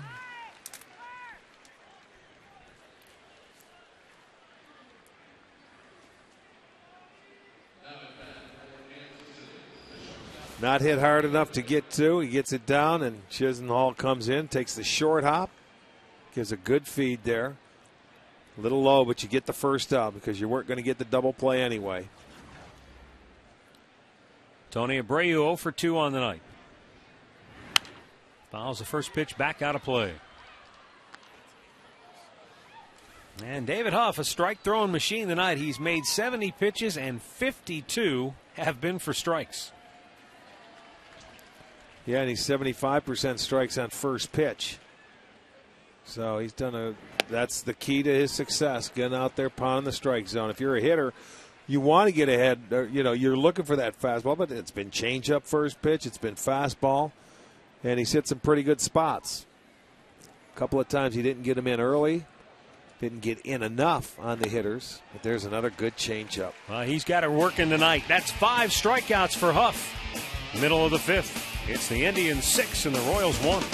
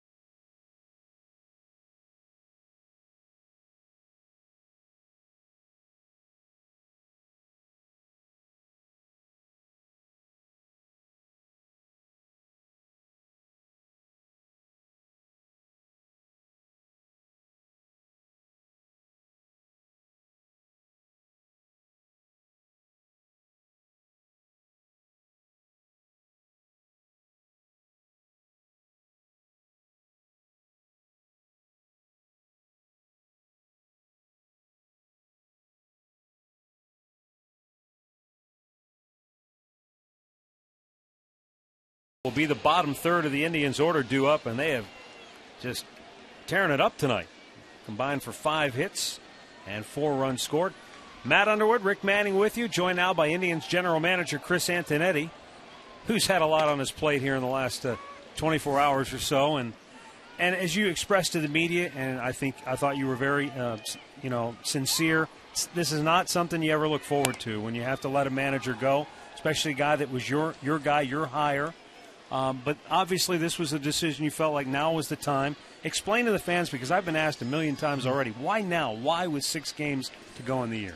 Yeah, well, first and foremost, Matt, as you said, it's an awful thing to have to do. I care a great deal about Manny as a guy. He worked tirelessly to try to help us win and create a winning environment. Unfortunately, we weren't able to play as we hoped and expected. But in terms of why we did it now, there are a couple of reasons. One, we just got to that point and made the decision, and it's something that I wanted to inform Manny about as soon as we had made that decision and that determination, out of respect and a courtesy to him. And then as we started to look forward, we had a Major League staff meeting scheduled today where Manny would have been leading a meeting with all of his coaches, and then we would have also had individual player meetings at the end of the year that Manny also would have participated in, and I didn't feel it was fair to him to have to go through those meetings with this still looming. Well, all right, with Manny being gone now, what do you do with your coaches? Will they be in those meetings, and will they return next year? Do you know that yet? So they'll certainly be part of those meetings. I've met with a couple of the coaches already to get their feedback on the season and their thoughts moving forward, most importantly. In terms of next year, that will all depend upon the manager. So right. The way we approach building a staff, we think it's a collaborative effort between the manager and the coaching staff. And ultimately, because the manager is responsible for that group of guys, he has to be comfortable with every one of them. Yeah, I can see that. So I feel we have a lot of good people on our staff and certainly some competent staff members, and I think they add value to the organization. But ultimately, we'll have to wait for the manager. First things first. Yeah. And with that, you've already said Sandy Alomar is a candidate for this job. Terry Francona will be a candidate for the job, and you expect others as well? I do. I mean, we're in the process of working through a list right now. We've spent the better part of the last 24 hours trying to narrow down that list and, calling, checking references. But I think in Sandy and Terry, we have 2 outstanding candidates and guys that we feel very confident about. So for others to get in the mix, they have to be very strong candidates for us. For Chris, for a time frame, is there any you would rather do it sooner than later, wouldn't you, instead of let this thing that would be our preference. It would be great to get a leader in place and allow us to be able to begin our off season.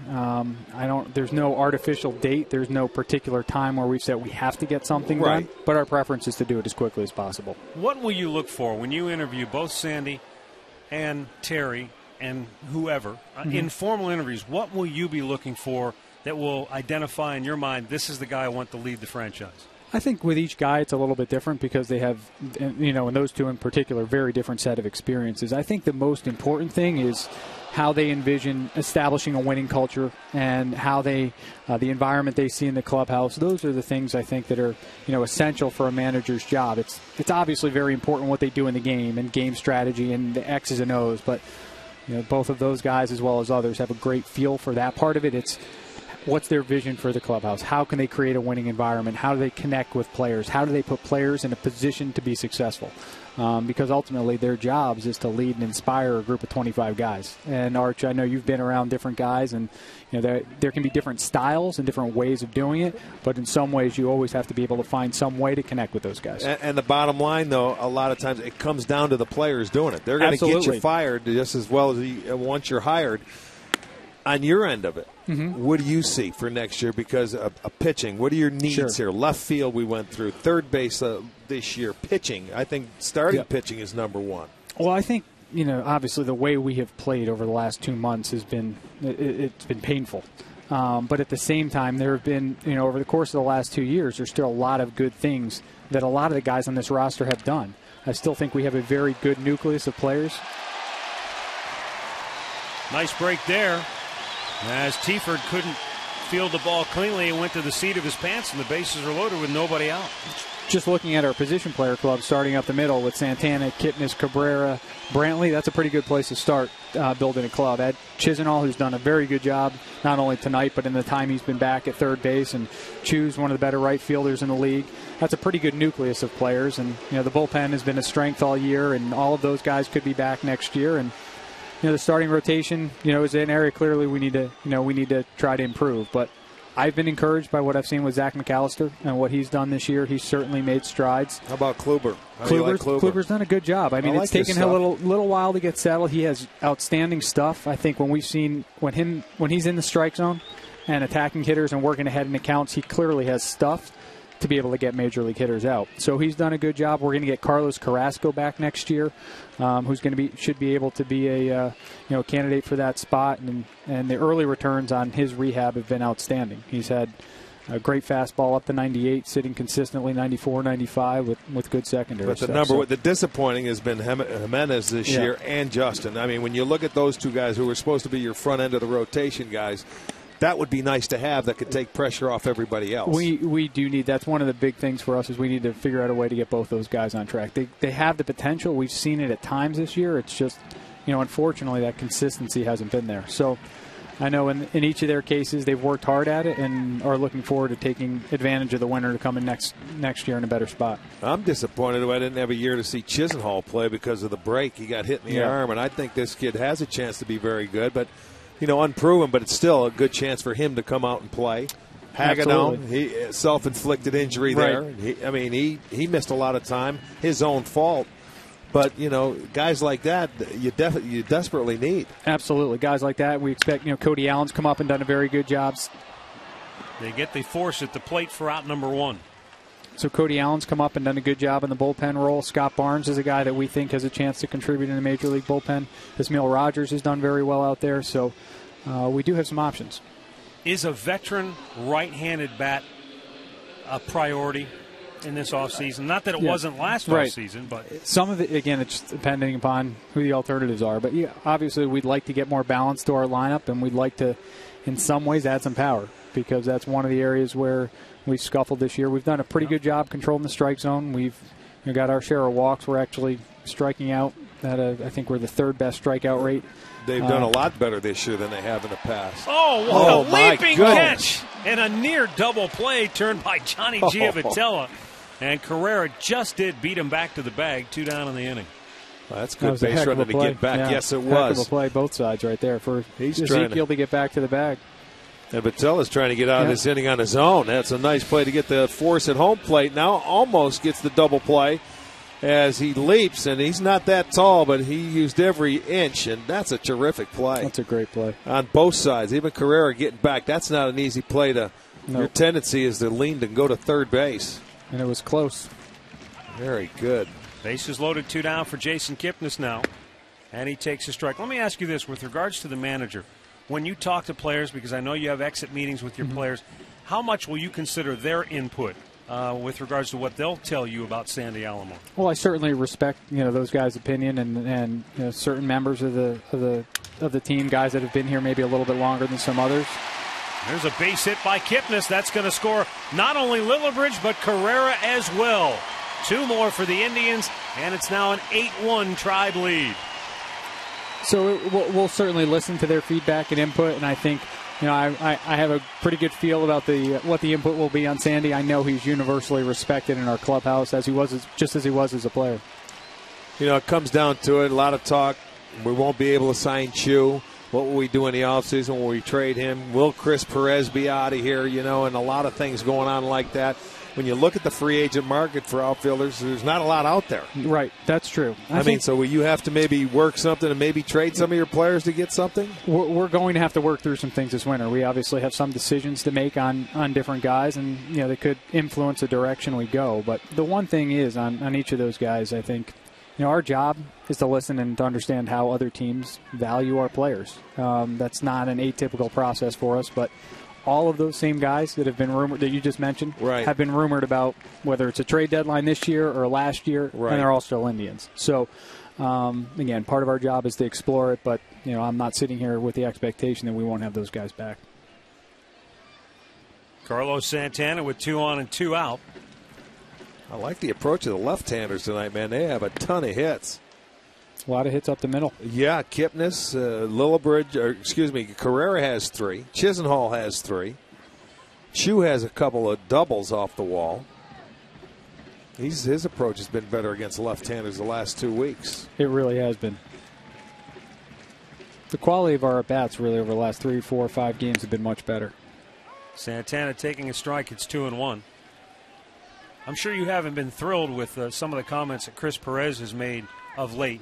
But one thing you have to respect and admire is the guy is passionate, and he really wants nothing more than to win. He wants to be part of a team that has a chance to win the big prize. It's exactly it. As I think I've said all along with Chris, I think his intentions, they're coming from a well-meaning place. He wants to be part of a winning team. He wants to, he wants to be out there. He wants to not only have a winning team, but have fans come out and support a winning team. And I think that's where the root of his comments come from. Now, I wish he would choose his words a little bit more carefully, but I think they're coming from the right place. No filter. I don't know. I don't know if he'll do that. Right. Carlos Santana trying to inflict some more damage here with 2 on, 2 out, and the Indians up 8-1. And a swing and a miss ends the inning. Chris, I know it's been a tough couple of days. Thanks for stopping by. Appreciate your time. It, Matt. Thank you very much. Indians general manager Chris thank you. Antonetti. Indians with an 8-1 lead over the Royals.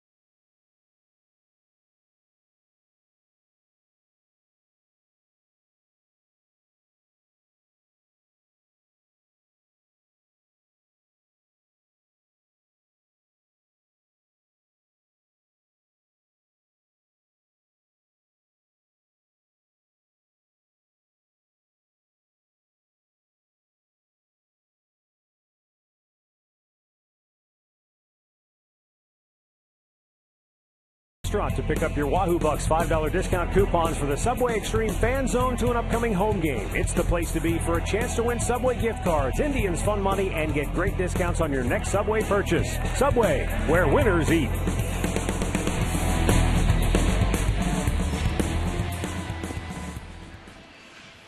(8-1) Indians as we go to the 6th inning.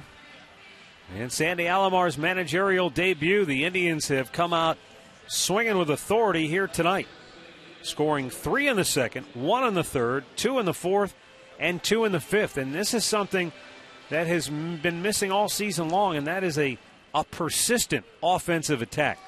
So many times this year when the Indians have scored, they've scored maybe in 1 or 2 innings, and that's been it. But tonight, they've stayed after it, and David Huff pitching a gem so far. 5 innings, he's given up just 1 run. Alex Gordon broke his bat, but dumps a single into right field. And Kansas City gets their leadoff man aboard for the 3rd time tonight.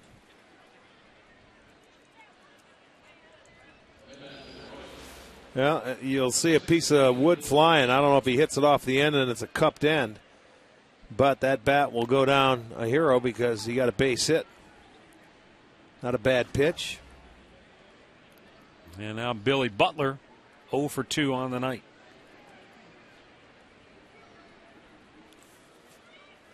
How about David Huff, Mr. Offense here? Last time he pitched, he gets 15 runs. Today he's got 8. 13 hits. If I'm pitching tomorrow, I bring his jersey and hang it on the bat rack tomorrow.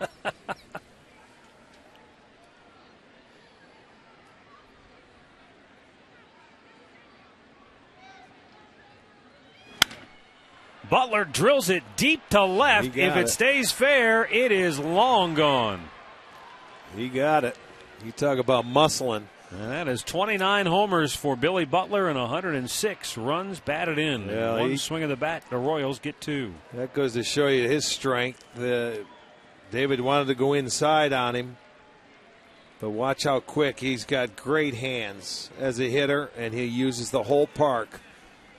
And boy, if you don't get it in there, it can go a long way. And number 29, watch it. See that? That ball was inside. David's going to say, I made a good pitch. You did make a good pitch, but to the wrong hitter. Because see how quick those hands were inside? That ball was in on the inside edge. Now Perez drives one to deep center, but Carrera able to run it down. One away.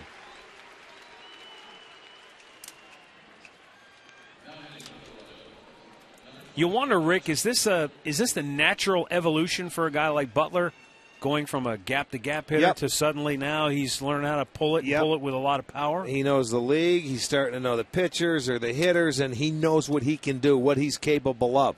See, that was a good pitch in there, but Huff doesn't throw hard enough really to get in there for him. I think that was at about 88 or 89 miles per hour. He is just a very good hitter. And he's gap to gap. And, yes, when you come up as a young hitter, you may hit doubles, and they say the last thing to come to you is the power. But once you start learning yourself, learning the league.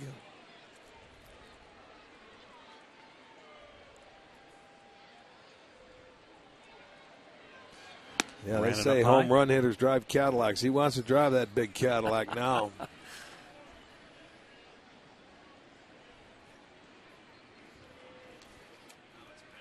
It used to be Cadillacs. Now it's Bentleys. I was going to say, for a long time, even the average guys can afford the really expensive cars nowadays. Well, it used to be a long time ago, Cadillacs. Rocky Calavito used to tell me that. Home run hitters used to drive Cadillacs.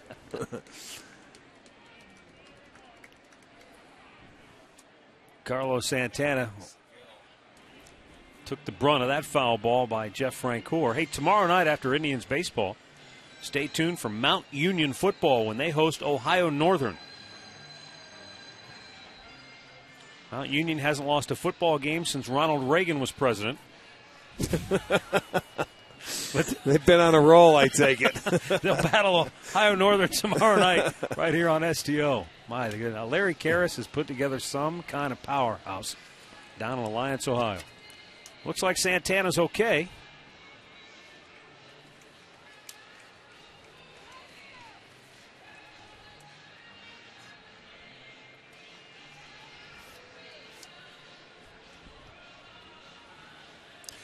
Sandy knows what it feels like.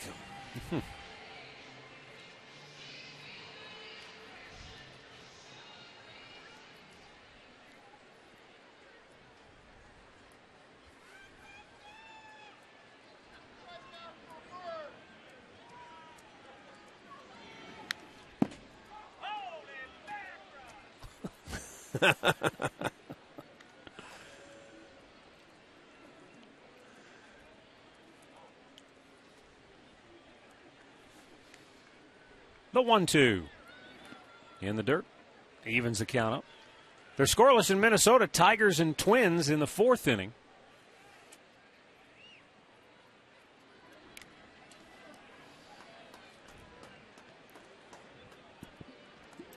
Over in the National League, the fading Pittsburgh Pirates, adding insult to injury, there being no hit into the 7th inning by Homer Bailey of the Cincinnati Reds. Is that through 7 or in the 7th?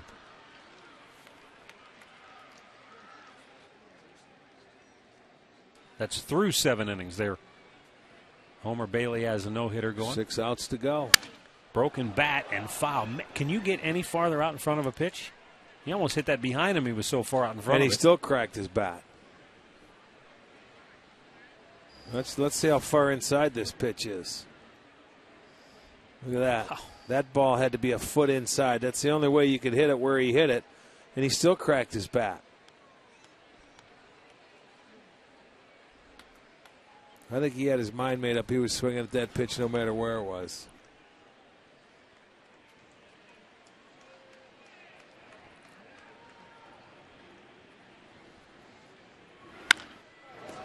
He's wearing out the foul territory over here.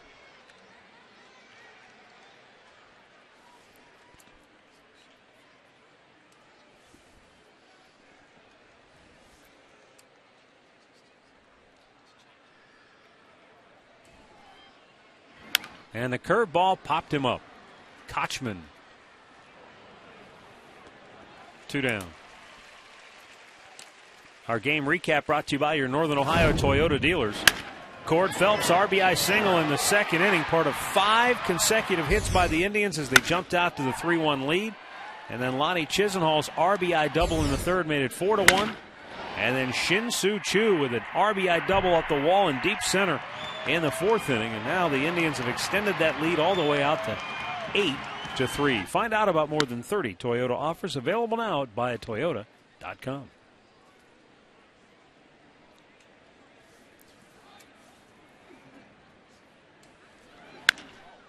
High fly ball, deep to right. Chu is back.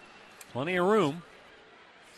And a 1-2-3 inning after the 2-run homer hit by Butler. So Huff settles down, gets out of trouble. 8-3 Indians.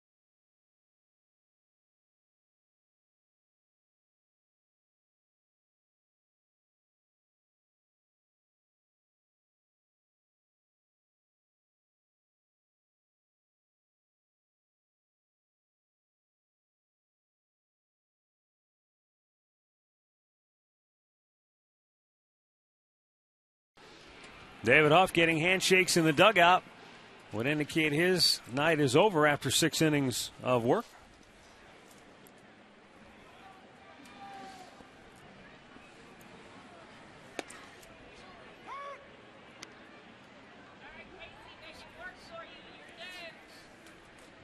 Russ Kanzler,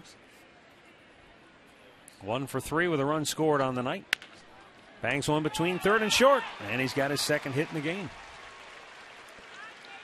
And the Indians just continue to hammer it out. 14 hits in the game. Well, another base hit off a left-hander for Kanzler. This coming off the breaking ball. Finds the hole between short and third.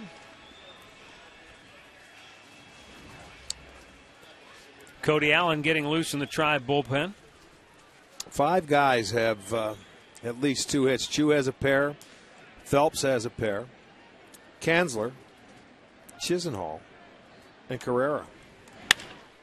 There's a line drive towards center. It's sinking in a hurry, and a backhanded running catch by Bourgeois for out number 1. Boy, Casey could have 2 more hits today. He's just one of the guys that he's not joining the party. I'll tell you, that's a nice running catch on the backhand side. Francoeur made one earlier. Bourgeois makes it here.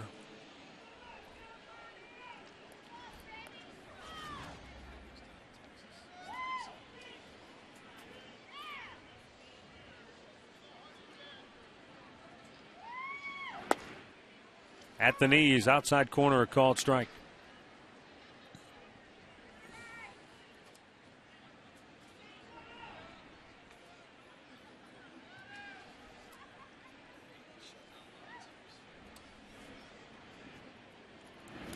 Swung on and missed.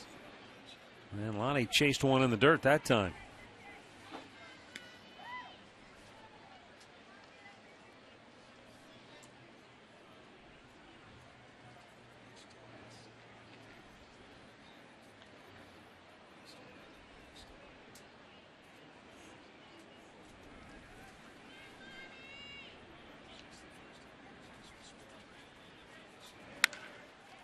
Fly ball, left center.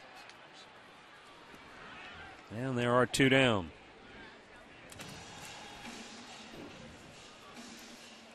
All right, time now to get the answer to the AT&T trivia question tonight.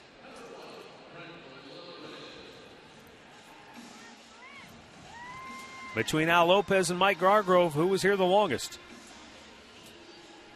Any idea? No. Pat Corrales, maybe?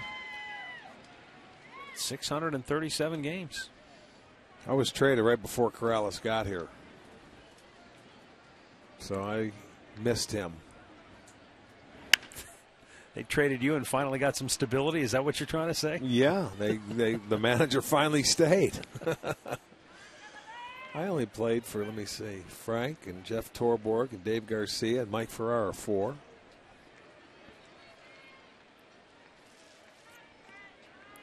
It's really not that bad. 8.5 years.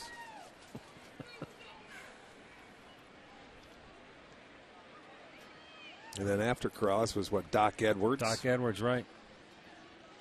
John McNamara. John Hart for a couple of games. Well, for a very couple. And then Mike Hargrove. Yep. There's Vin Mazzaro getting loose in the KC bullpen.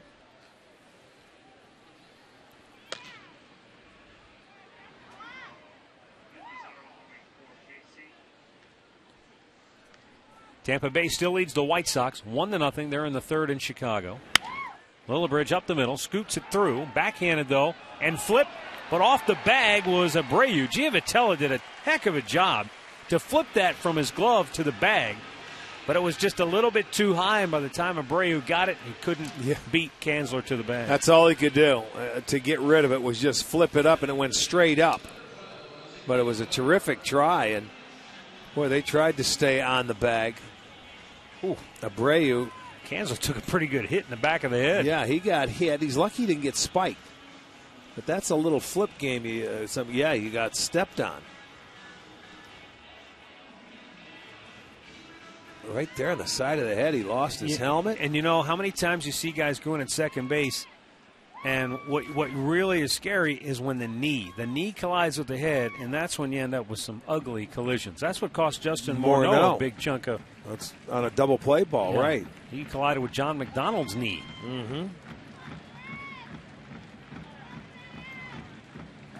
Well, that'll go as a base hit for Lillibridge, though, so that's good for him. 15 hits on the night for the Indians, and now the 3-hit Ezekiel Carrera stepping in. Carrera with 3 singles, 3 runs scored, and a run batted in.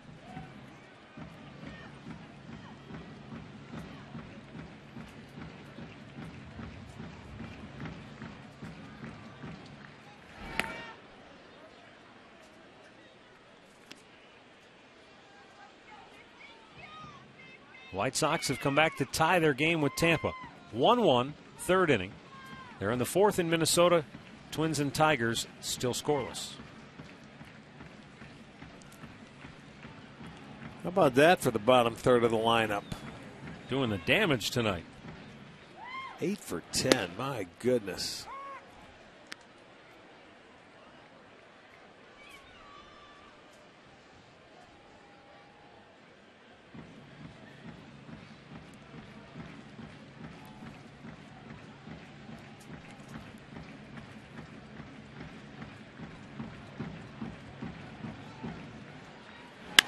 Carrera sends one high in the air to left. Gordon camped under it, makes the catch. 6 complete. It's the Indians 8 and the Royals 3.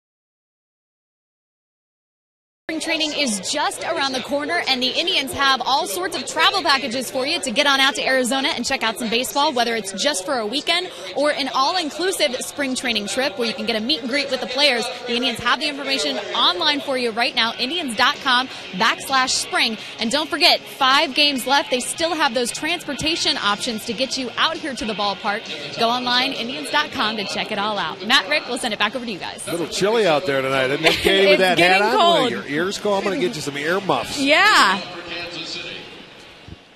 8-3, Indians on top as we go to the 7th inning.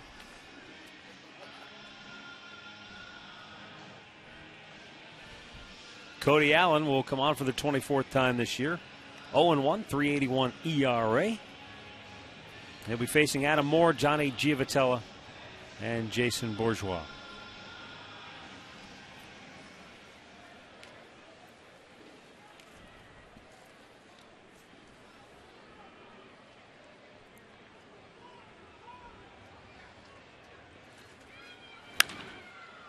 Moore pops it high in the air and foul, out of play. Boy, that guy gave it a heck of an effort. That couldn't have felt real good, though. He's looking at his hand now.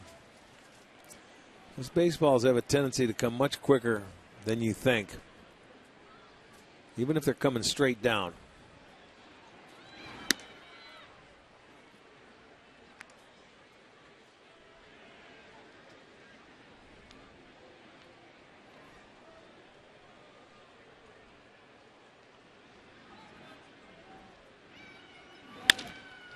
Bounce to short. And Lillibridge. High throw. Oh, what a job by Kochman. Oh, baby. He goes up in the air, makes a terrific catch, and then comes down and applies the tag to retire Adam Moore. Well, I'll tell you what, that saves Lillibridge of an error. He's had his issues throwing so far this year. Look at that play. I see why Ned Yost is arguing. His foot might have got there before the tag. Okay, but he went up and made a beautiful play. See, his foot might have been on the bag when Kochman tagged him, but as an umpire, what are you looking at?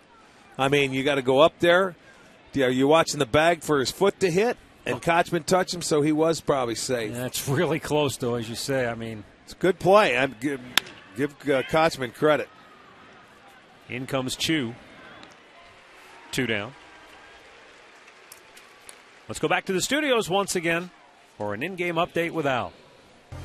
All right, Matt, let's go to Toronto, where the Yankees have increased their 3-1 lead. They now lead at 7-1, thanks in large part to this 3-run homer by Russell Martin. That's his 20th of the season. Yanks feeling good right now. 7-1 the score, top of the 6th in Toronto. Matt? All right, thanks, Al. Yeah, and Baltimore's beating up Boston, so it doesn't look like there will be any change in the AL East. But certainly for Baltimore, they continue to solidify their spot in the wild card standings. But, you know, this goes back to the new format this year. If you're Baltimore, sure, you love the fact that you're entrenched in that wild card spot. But ideally, you'd like to win the division so you don't have to get caught up in the one-game winner-take-all playoff. Yeah, that's the one thing I don't like about the extra wild card team is that you got to get into one-game playoff, and it could be 162 coming down to 1. It's the only thing I don't like about it. I like it because it's brought interest to some other towns and other cities and given teams opportunities. But that one-game playoff, I think it's only for this year. I think next year it may go to more than one game, and I certainly hope so. The one-game playoff is great as long as you're not in it. No, it's good drama. Long as you win it. It's good drama. It'll be great to watch. It'll draw interest. But, boy, you don't want to be the team that have to go into it. No, that's like, if you look at the Central Division where Minnesota had to play Detroit one time, and they've had playoffs to win the division. Yeah, right. And similar. Then, you got to win it. And you got to throw your best or whoever's available. Right. Well, let's say you use your number one, and then you go into a series where he may not be able to pitch into it. 3-2 pitch. And it's hit on the ground by Kochman. And Chu scoops it up. Well, you expect every ball hit in the vicinity of Casey Kochman to be just caught, stopped, gobbled up. I want to see what happens, see if he tripped here to get down because his glove was behind him. It wasn't out in front. I'm not so sure. that, when he went down, he might have caught a spike or something. Let's watch. Just got on him in a hurry, too. It did. I mean, it's coming at him, but no, he just missed it as he's falling over. That's just they gave him an error. That's a rare error for him. Tony Abreu 0 for 3. As the Indians bullpen continues to work.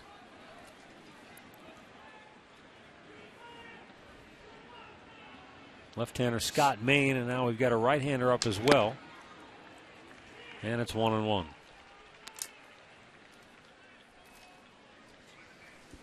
Looks like Frank Herman is joining Main.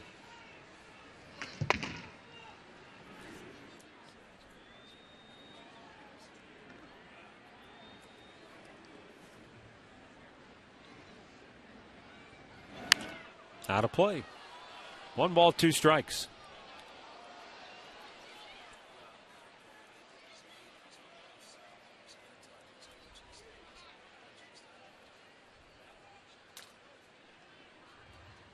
Homer Bailey will take his no-hitter into the 9th inning against the Pirates.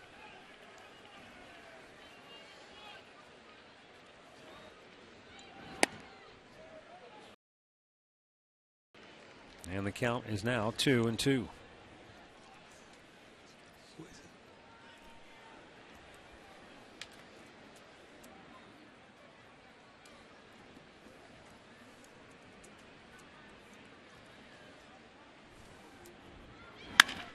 In the air to left field. Back goes Kanzler. He has room, makes the catch, and the inning is over. So the error does no damage, and we've reached the 7th inning stretch with the Tribe on top 8-3. 7th inning stretch courtesy of the Cleveland Clinic's free walking program. Let's Move It Mondays at Progressive Field and the Metro Park Zoo. Visit letsmoveit.org for more information.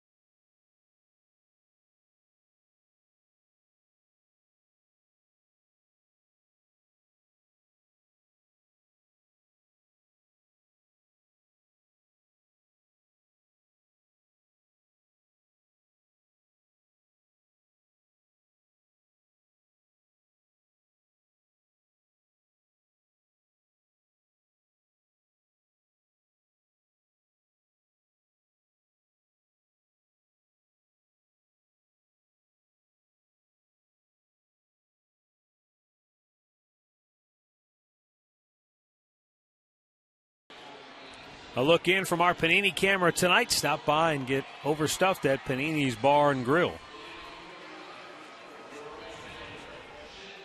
Kansas City will go back to their bullpen for the 7th inning. Vin Mazzaro coming on. Will Smith, the starter, went 3 innings and was knocked around for 6 runs on 9 hits. Everett Teaford pitched the next 3 innings and allowed a couple of runs.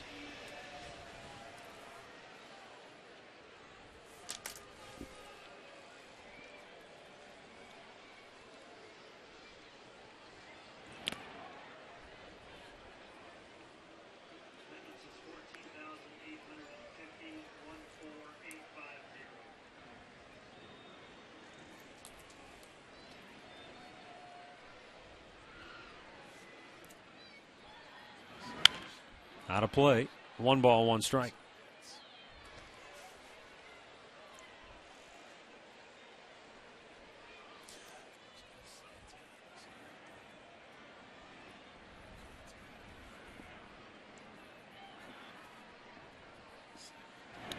in the dirt. 2-1 to count on Chu.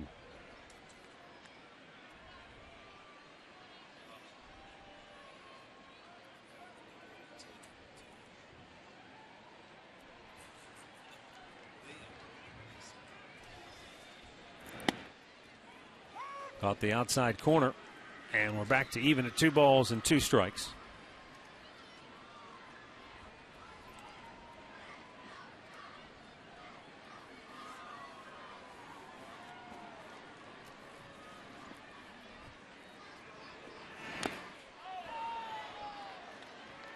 And now Mazzaro has run it full.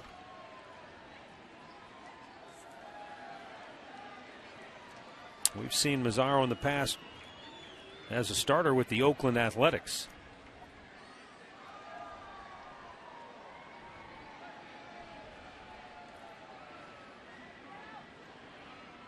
Came to Kansas City for David DeJesus. He started a game against us in Kansas City. I think we scored 10 runs off him. I mean, really early. They called him up for a spot start, and I think it was a 10-run inning early in the ball game. Well, he gave up 14 runs in 2 1/3 innings of relief on May 16th against the Indians. First pitcher since 1900 to allow that many runs in less than 3 innings of work. That's a foul ball. And the 14 runs allowed is a Royals record for a pitcher, yeah.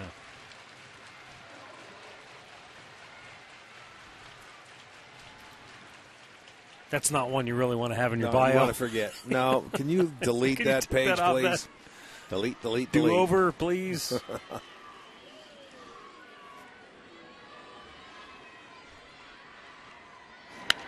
Chu fouling it back. And it stays 3-2.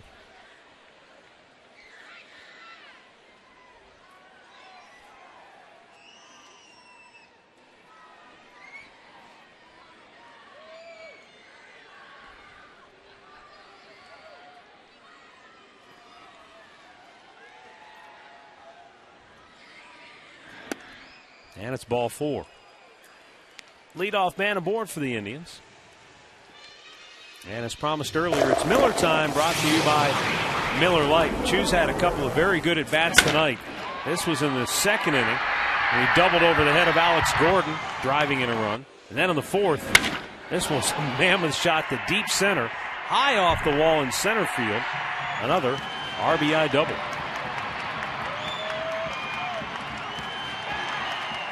Yeah, a couple of very nice swings off the left-hander tonight for Chu. Cord Phelps looks at a strike.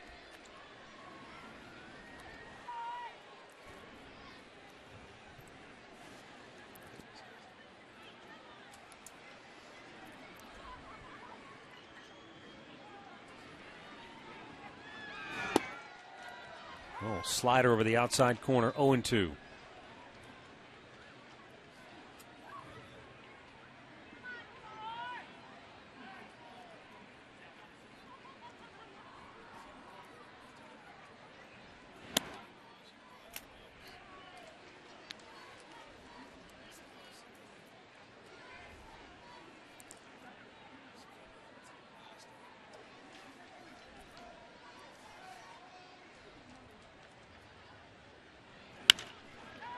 Cord Phelps rips one into right field, and Chu will stop at second. So for Phelps, that's his 3rd hit of the night. Well, the Indians' offense tonight, 16 hits. Man, everything they hit is finding a hole. 3 players with 3 hits tonight for the Indians. A little breaking ball, cutter, whatever it was on the inside part that he gets him out of there.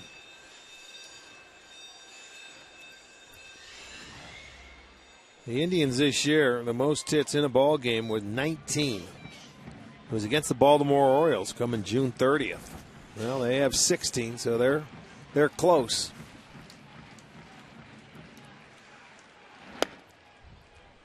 And Jason Kipnis takes a strike.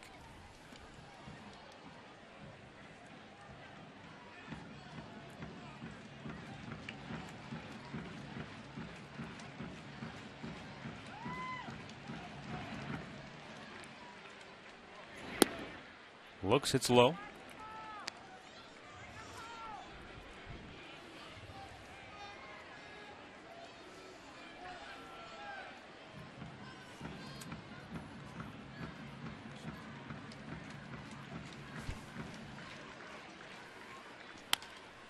Little tapper slowly hit to short. Abreu steps on the bag, throws to first, but not in time. And the Indians have him at the corners with one out. And let's go back to the studios once again. Here's Al. Hey, Matt, something special going on in Pittsburgh tonight. Homer Bailey here pitching in the bottom of the 8th inning, has a no-hitter going with 2 outs, and he gets the strikeout, his 9th of the game. He's into the bottom of the 9th now, a no-hitter. He's up 1-0 over the Buccos. Matt? Wow, here we go. Another no-hitter before the end of the year. He just struck out his 10th batter of the night. 1 out in the bottom of the 9th with 10 Ks for Homer Bailey. That would just cap off the way Pittsburgh's been going, hasn't it? Yep.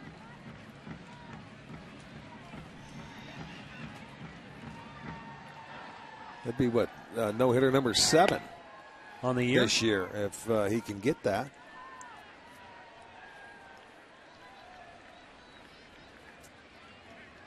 Remember, Verlander almost no-hit the Pirates this year. He had 2 outs into the 9th, and they got a base hit. Santana swinging a foul tip. 0-2 the count.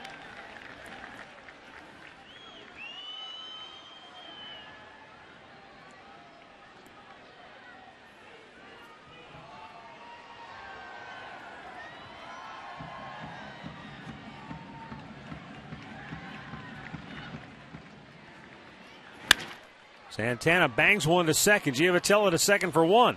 And Abreu's relay in plenty of time. Double play ends the 7th. 8-3 Cleveland.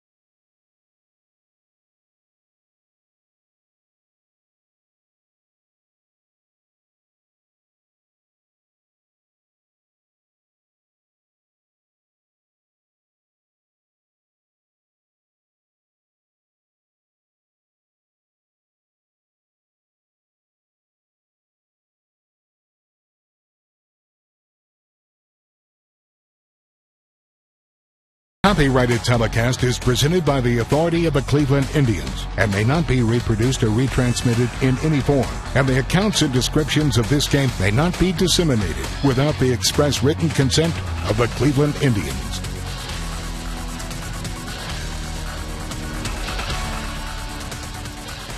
Indians with an 8-3 lead as we go now to the 8th inning. 3, 4, 5 hitters due up for Kansas City, and left-hander Scott Maine on now for the Indians. 7th time Maine has appeared in a game. Only pitched 4 innings.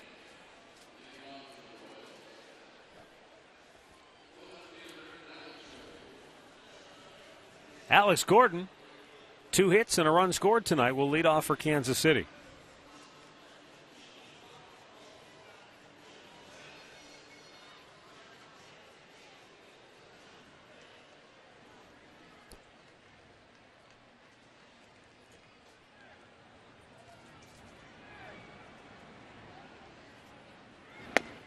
And a sidearm fastball, strike one.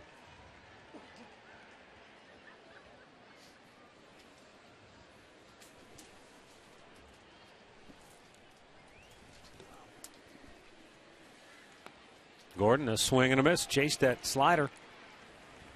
And a count 0-2.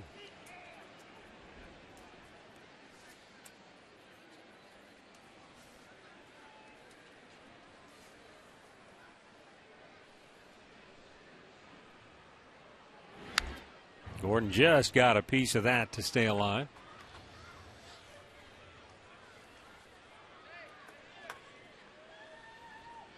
The Royals came out swinging the bats well tonight. They had 2 hits in the first, 3 more in the second. They had the lead, 1-0.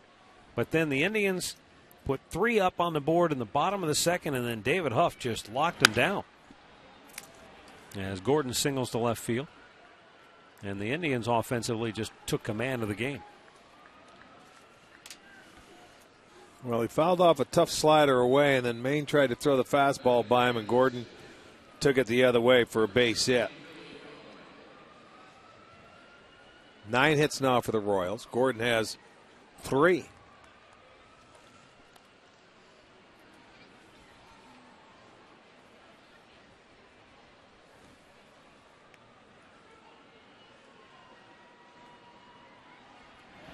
White Sox have taken a 2-1 lead over Tampa. They're in the 4th. Twins and Tigers still scoreless. They're in the 6th.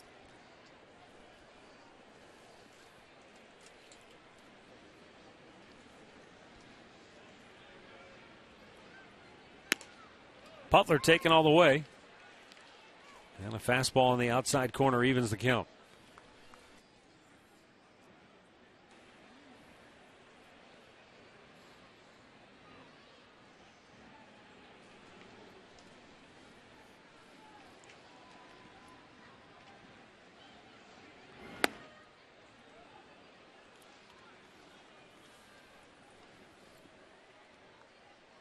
Butler 1 homer shy of the 30 home run mark now for this year.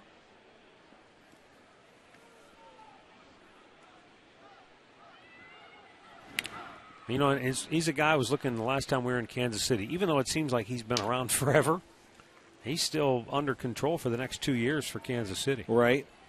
He signed through 2014, so it's a nice right-handed bat to have anchoring the middle of your lineup. Well, that's when you talk about some of these young Kansas City players. Like you got Hosmer, he's in his 2nd year.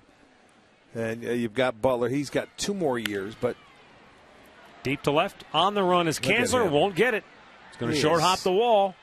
He's going to roll into second base for another double. Gordon stopped at 3rd, and Kansas City has runners at 2nd and 3rd with nobody out here in the 8th inning. Just a good hitter. Fun to watch. Fun to watch.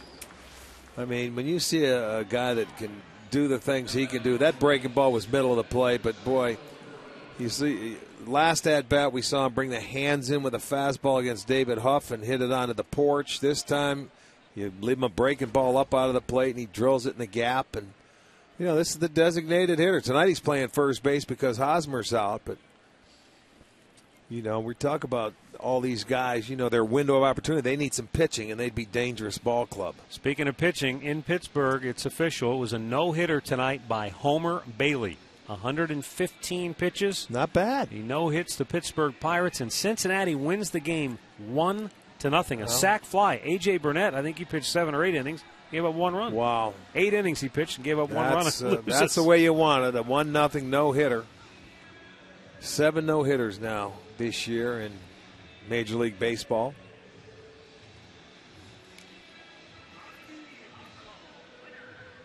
Oh, the run scored in the first inning, too, on the side. Just the way it should be.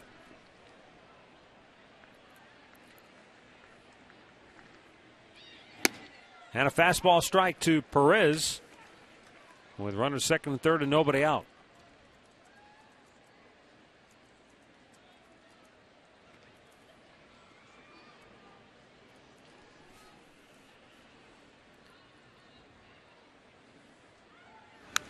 Right back to the screen. 0-2. You talk about locking up young guys. They've done that to Salvatore Perez. signing a long-term contract in spring training.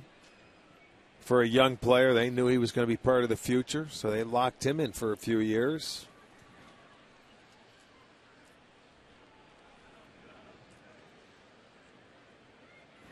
Well, geez, you mentioned that, and I can't help but think back. Perez reminded me of Sandy Alomar back in the early 1990s. John Hart. At that time, the plan was get some of these young players who are pre-arbitration, take them through arbitration, sign them to long-term deals, and that's how we'll build this thing. And they did. And it was kind of the blueprint for a lot of other teams. Well, but you have to have the right players the right to guys, do it. Right, and they build around Sandy and Charlie and Lofton, Baerga and yes, Lofton. Right. But you're right. You have to have the right pieces. And a lot of the teams who are in the Indians' market size have tried to follow that. The Indians themselves have tried to follow that same blueprint at times. Doesn't always work out, though, because, as you say, sometimes you sign, and it's not necessarily the guy, but if you sign a guy and he gets hurt or he doesn't perform the way you thought he was going to perform, then the plan kind of stalls out on you. It's a gamble. Yeah. It's a gamble on both sides. Sure is.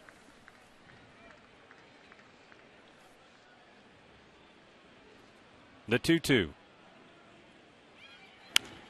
Where it changed over the years, though, Rick, is initially, I think in the infantile stages of that plan, John Hart was able to sign players to those long-term contracts and kind of get them to sign for less money than what they might have been able to get had they gone through the arbitration. Hometown discount, they call it. The agents caught on to that pretty quick and said, okay, we'll sign the longer-term deal, but we want bigger numbers because we know what we could get if we went to arbitration. And so the gamble didn't – there wasn't as much of a gamble on the players' part anymore as it was on ownership. As Salvador Perez drives in 2 runs here, and all of a sudden the Royals are clawing their way back in it. And it's 8-5. So Scott Maine hasn't gotten anybody out here in the 8th inning, and that's going to be it for him. Watch how he picks this ball up off the ground. My goodness. And he drilled it to left field. Even though Butler was going back, he was able to come around and score. So a short night for Maine. Yeah. 3 hitters, and he did not retire a batter. So Sandy Alomar will make the move to the bullpen right here for Joe Smith when we come back.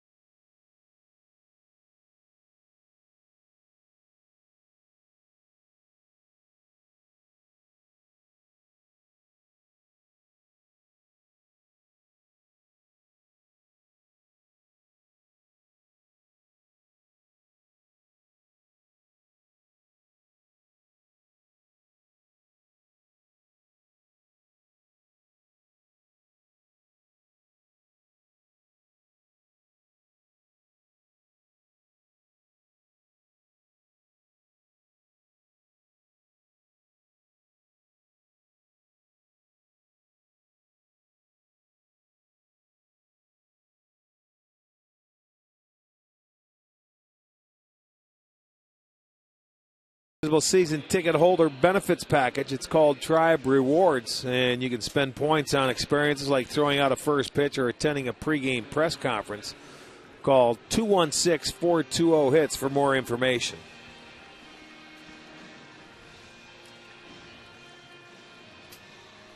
Joe Smith making his 70th appearance of the year. He is 7-4, 3.09 ERA. And he's on with a runner at first. Nobody out, and Jeff Francoeur 0 for 3 on the night at the plate.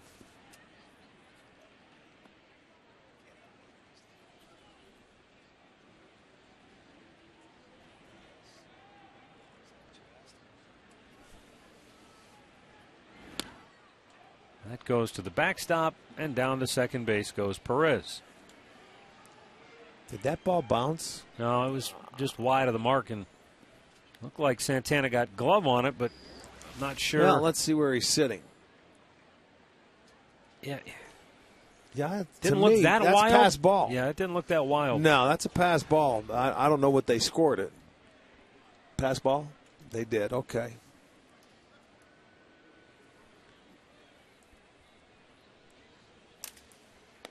Francoeur takes a strike, and the count evens at 1-1.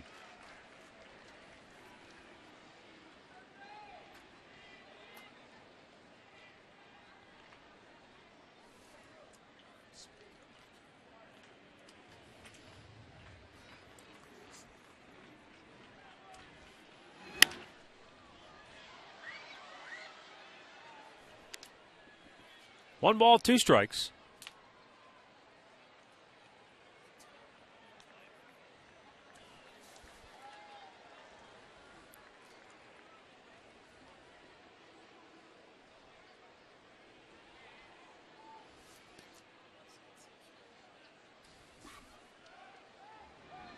Time called by Santana.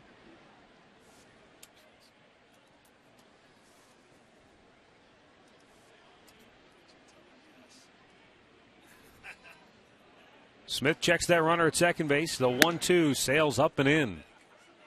And the count even up at 2 balls, 2 strikes.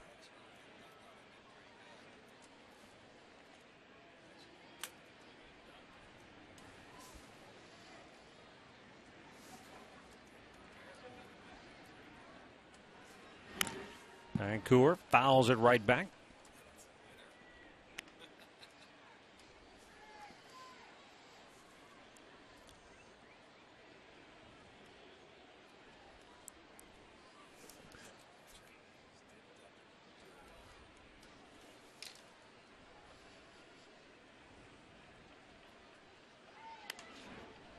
And that's fouled away. Francoeur has sent a lot of balls into the stands tonight. He's swinging harder than I've seen him swing in the past. He's, right now that swing's getting a little long.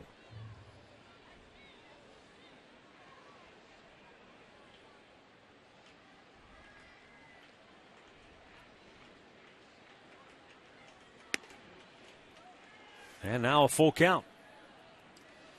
Left-handed hitting Mike Moustakas waiting on deck.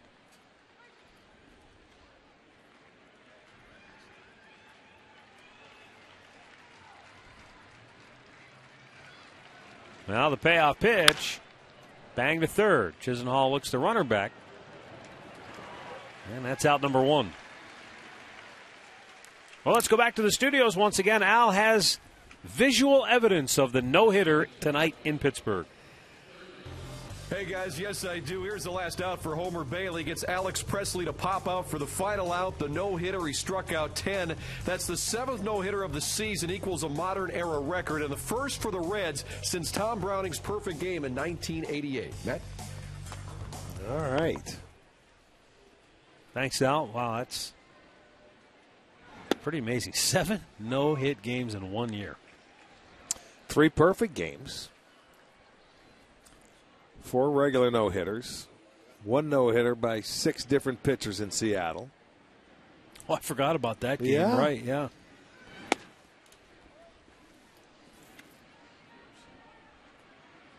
That was the game where Kevin Millwood started, and I think he got hurt. Came out with a groin Yeah. issue, yes.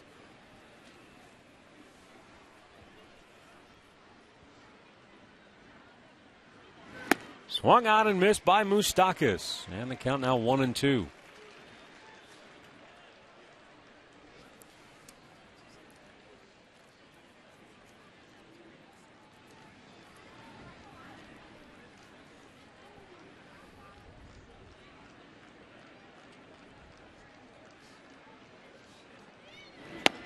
Missed inside.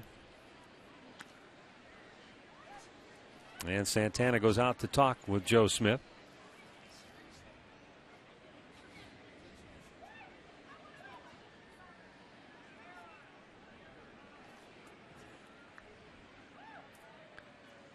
By the way, Al telling us that no-hit game tonight was the first for the Reds since Tom Browning's perfect game in 1988.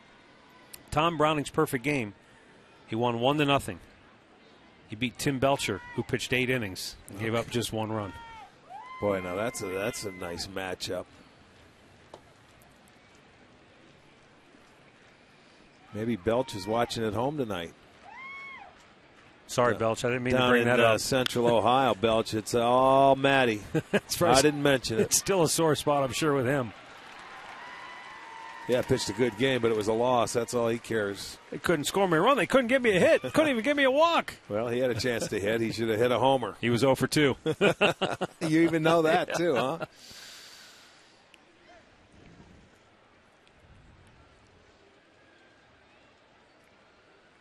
Santana once again talking with Smith. We're going to get a pinch hitter for Moore. It's going to be Brian Pena. Brian Pena coming on.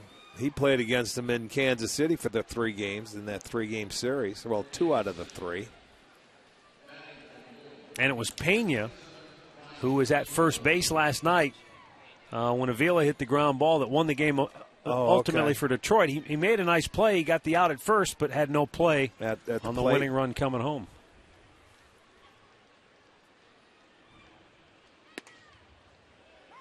And Brian Pena takes a strike.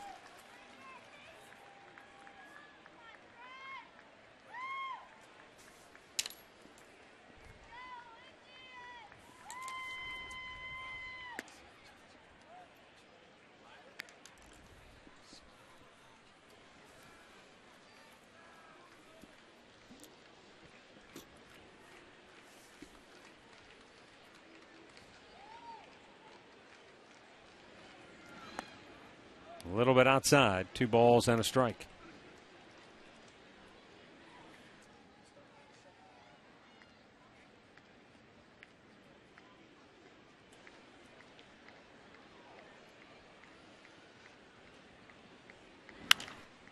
Pack out of play.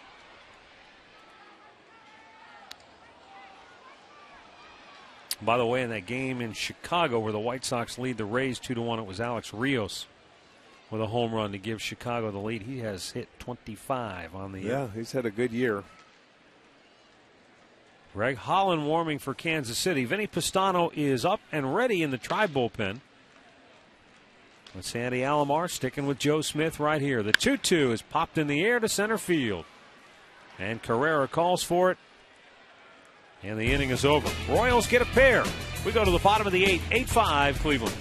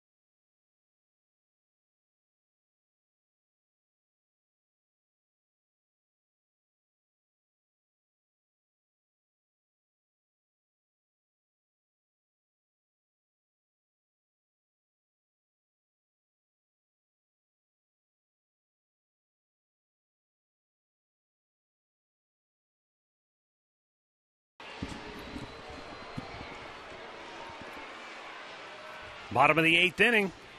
And the Indians up 3. Russ Kanzler, Casey Kochman, and Lonnie Chisenhall due up for the Tribe. Vin Mazzaro, who worked a scoreless 7th, will stay on for KC.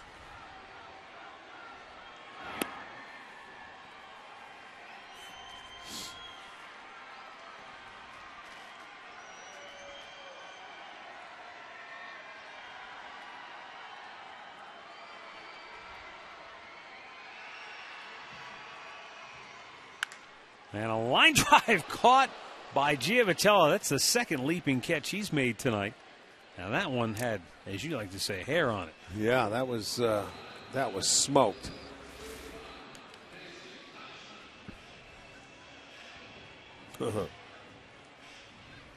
They have hit the ball hard tonight, and everything that the Indians have hit, they found some holes. That's what happens when you have 16 hits. Looks like Ned Yost going to go take the ball. Mazzaro going to leave the ball game. He wants a left-hander, I suppose. And we've got a timeout. No, it's Greg Holland. He's coming with his heavy-duty right-hander now. So, timeout. Indians on top, 8-5.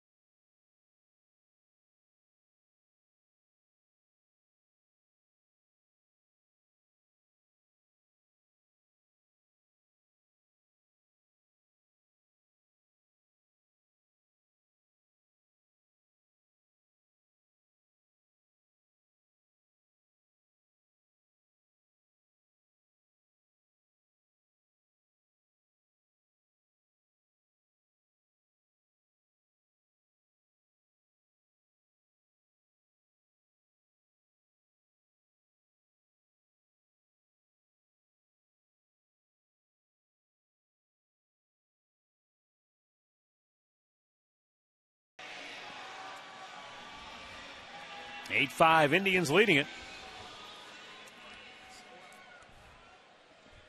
And now Greg Holland, who you see the split finger grip he's sporting right there. That's his out pitch, his go-to pitch, especially against the left-handed hitters. Casey Kochman is 0 for 4 tonight, but very easily could have 2 hits. He's hit the ball hard a couple of times. Yeah, it's been taken for a couple. And anytime you can see him go to the change, you know, they put it in that grip. That's a slider right there. But, you know, if you happen to throw a split, you put it in with that grip, it's easier to change. There's a slider here. But he also throws a split finger. And that is foul down the right side.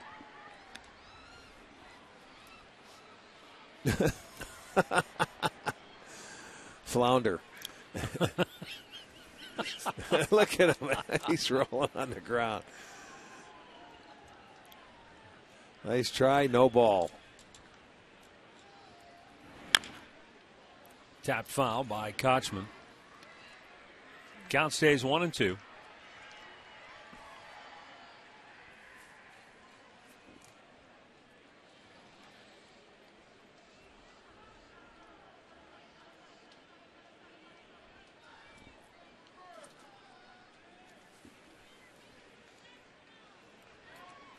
Holland sets. And the 1-2. And he is punched out by third base umpire Tim McClellan, the crew chief, who said he went too far. 2 down here in the 8th. In-game box score brought to you by your Northern Ohio Hyundai dealers, who invite you to see the 2012 Sonata. Visit NorthernOhioHyundaiDealers.com. hit parade tonight for the Indians. They banged out 16 hits in the game, including, as you see there, 3 each by Chisenhall, Carrera, and Phelps.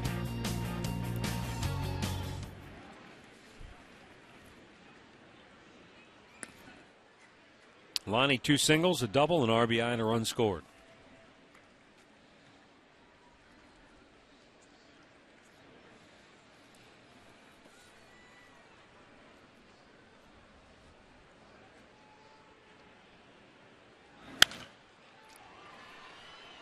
Tuesday, November the 13th, Our Lady of the Wayside will honor local radio personality John Lanigan and former chairman of Our Lady of the Wayside, Tom Cutter.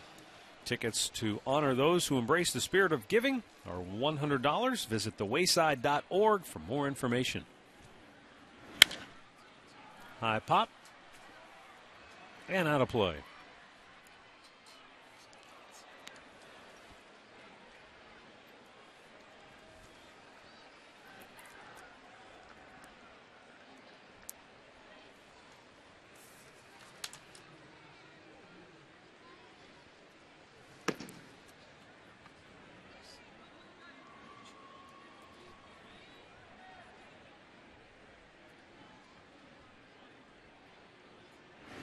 Swung on and missed.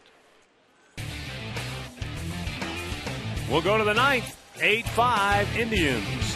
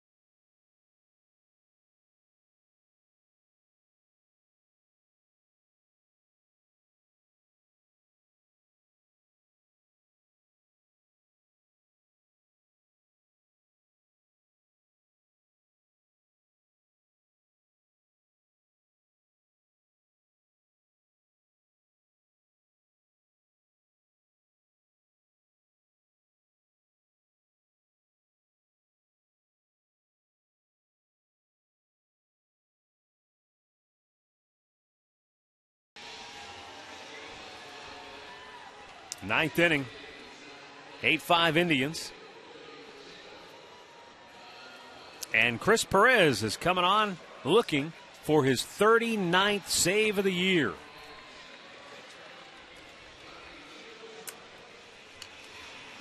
Vinny Rottino takes over for Russ Kanzler in left.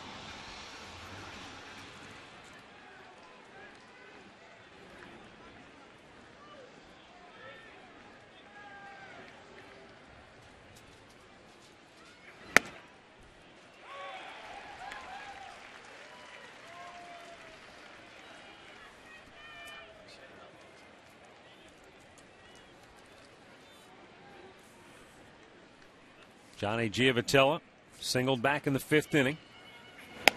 Looks at a ball outside to even the count of 1-1.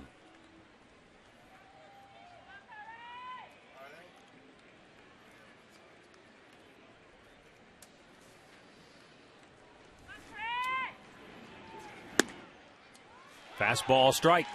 He's ahead 1-2.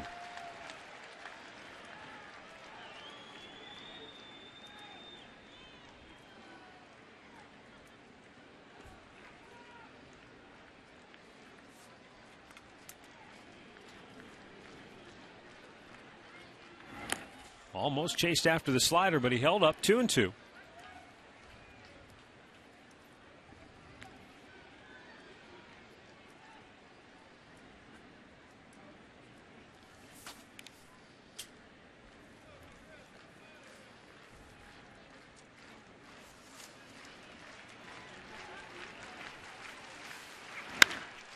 In the air to right field.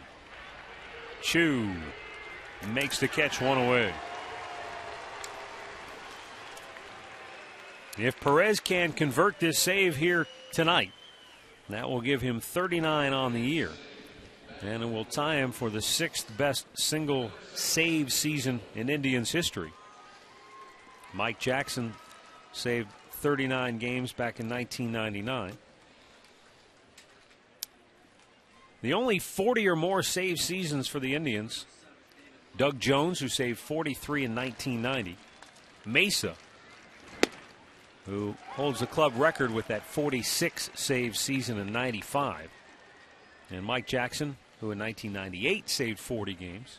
And then Bob Wickman and Joe Borowski each saved 45 games for the Indians. Wickman in 05, Borowski in 07. Borowski led the league in 07 with those 45 saves, as did Mesa with the 46 back in 1995. And, of course, Mesa did it in a lot shorter season. Yeah, right. 144 games. Mm-hmm. And with that team that would score a run at any time, you know he would have had more opportunities. Yeah, well, had they played the full season? Yeah.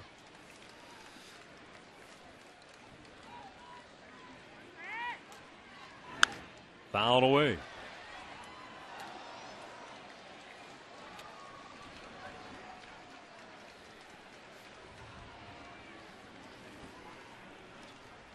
Tony Abreu waiting on deck.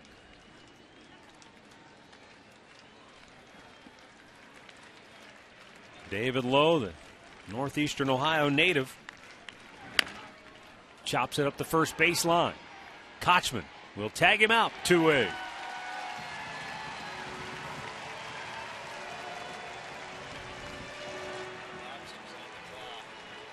So with 2 down, Tony Abreu comes to the plate.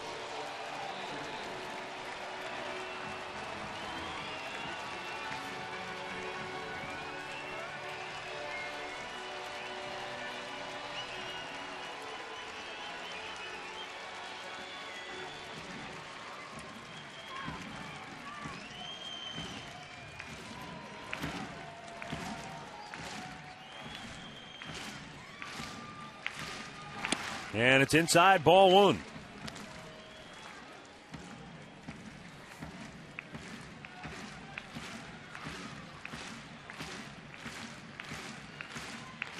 Perez delivers. And a fastball strike.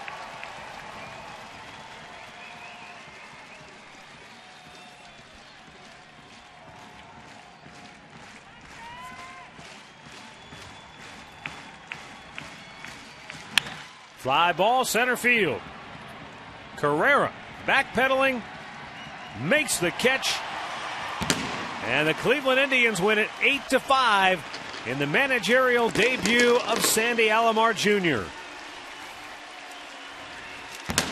In the process, the Tribe has now won 3 in a row and 4 of their last 5. So a successful night all the way around as Chris Perez notches his 39th save of the year, and David Huff is now 3-0 for the Tribe. So Sandy Alomar has to be pleased with the way the team came out and responded here tonight, and especially pleased with the way they swung the bats. Time now for our key play of the game, brought to you by KeyBank. Well, let's go back to the second inning. Shin-Soo Choo, who had a good night at this double off the left-hander. Will Smith goes off the wall, gives the Indians a 2-1 lead, and they never look back. I'll tell you, Choo again followed with another double after that in the left center to have another RBI. So swinging the bat very well against lefties lately is Shin-Soo Choo. Get to a KeyBank branch now and rake in big savings on a car loan or home equity loan during KeyBank's Rake It In loan event. So the Indians win it 8-5. Let's go downstairs. Katie Witham is standing by with Cord Phelps. Thanks, Matt. Well, Cord, a big night for you. 3 hits, 1 RBI, 2 hits right-handed, 1 hit left-handed. Offensively, what was working for you tonight? I don't know. I just got some pitches to hit tonight and hit them hard, and they found holes. Well, you got to talk about David Huff. Gets his 3rd win for you guys out there. I know he's a guy you spent a lot of time with in Columbus. He puts up a quality start. How good was it to see him perform the way he did today, and what did you see him do well? Yeah, he did a great job. I think he was locating with all his pitches, and I played with him down there in Columbus and made some improvements, and I think it's good that he's able to translate it at this level. Now, I know you got a lot of at-bats up here in Cleveland last year. What did you kind of learn from that you brought with you when you got called up here in September that's really helped out? I think it's just a comfort level, just being around it last year a little bit, getting a few at-bats, and then, knowing what to expect this year. All right, Cord, appreciate the time. Congrats on the win. All right, thank you. Guys, we'll send it back up to you. Thanks a lot, Katie. What a night here in Cleveland as the Indians win in the managerial debut of Sandy Alomar Jr. 8-5 is the final score. Some final thoughts when we come back.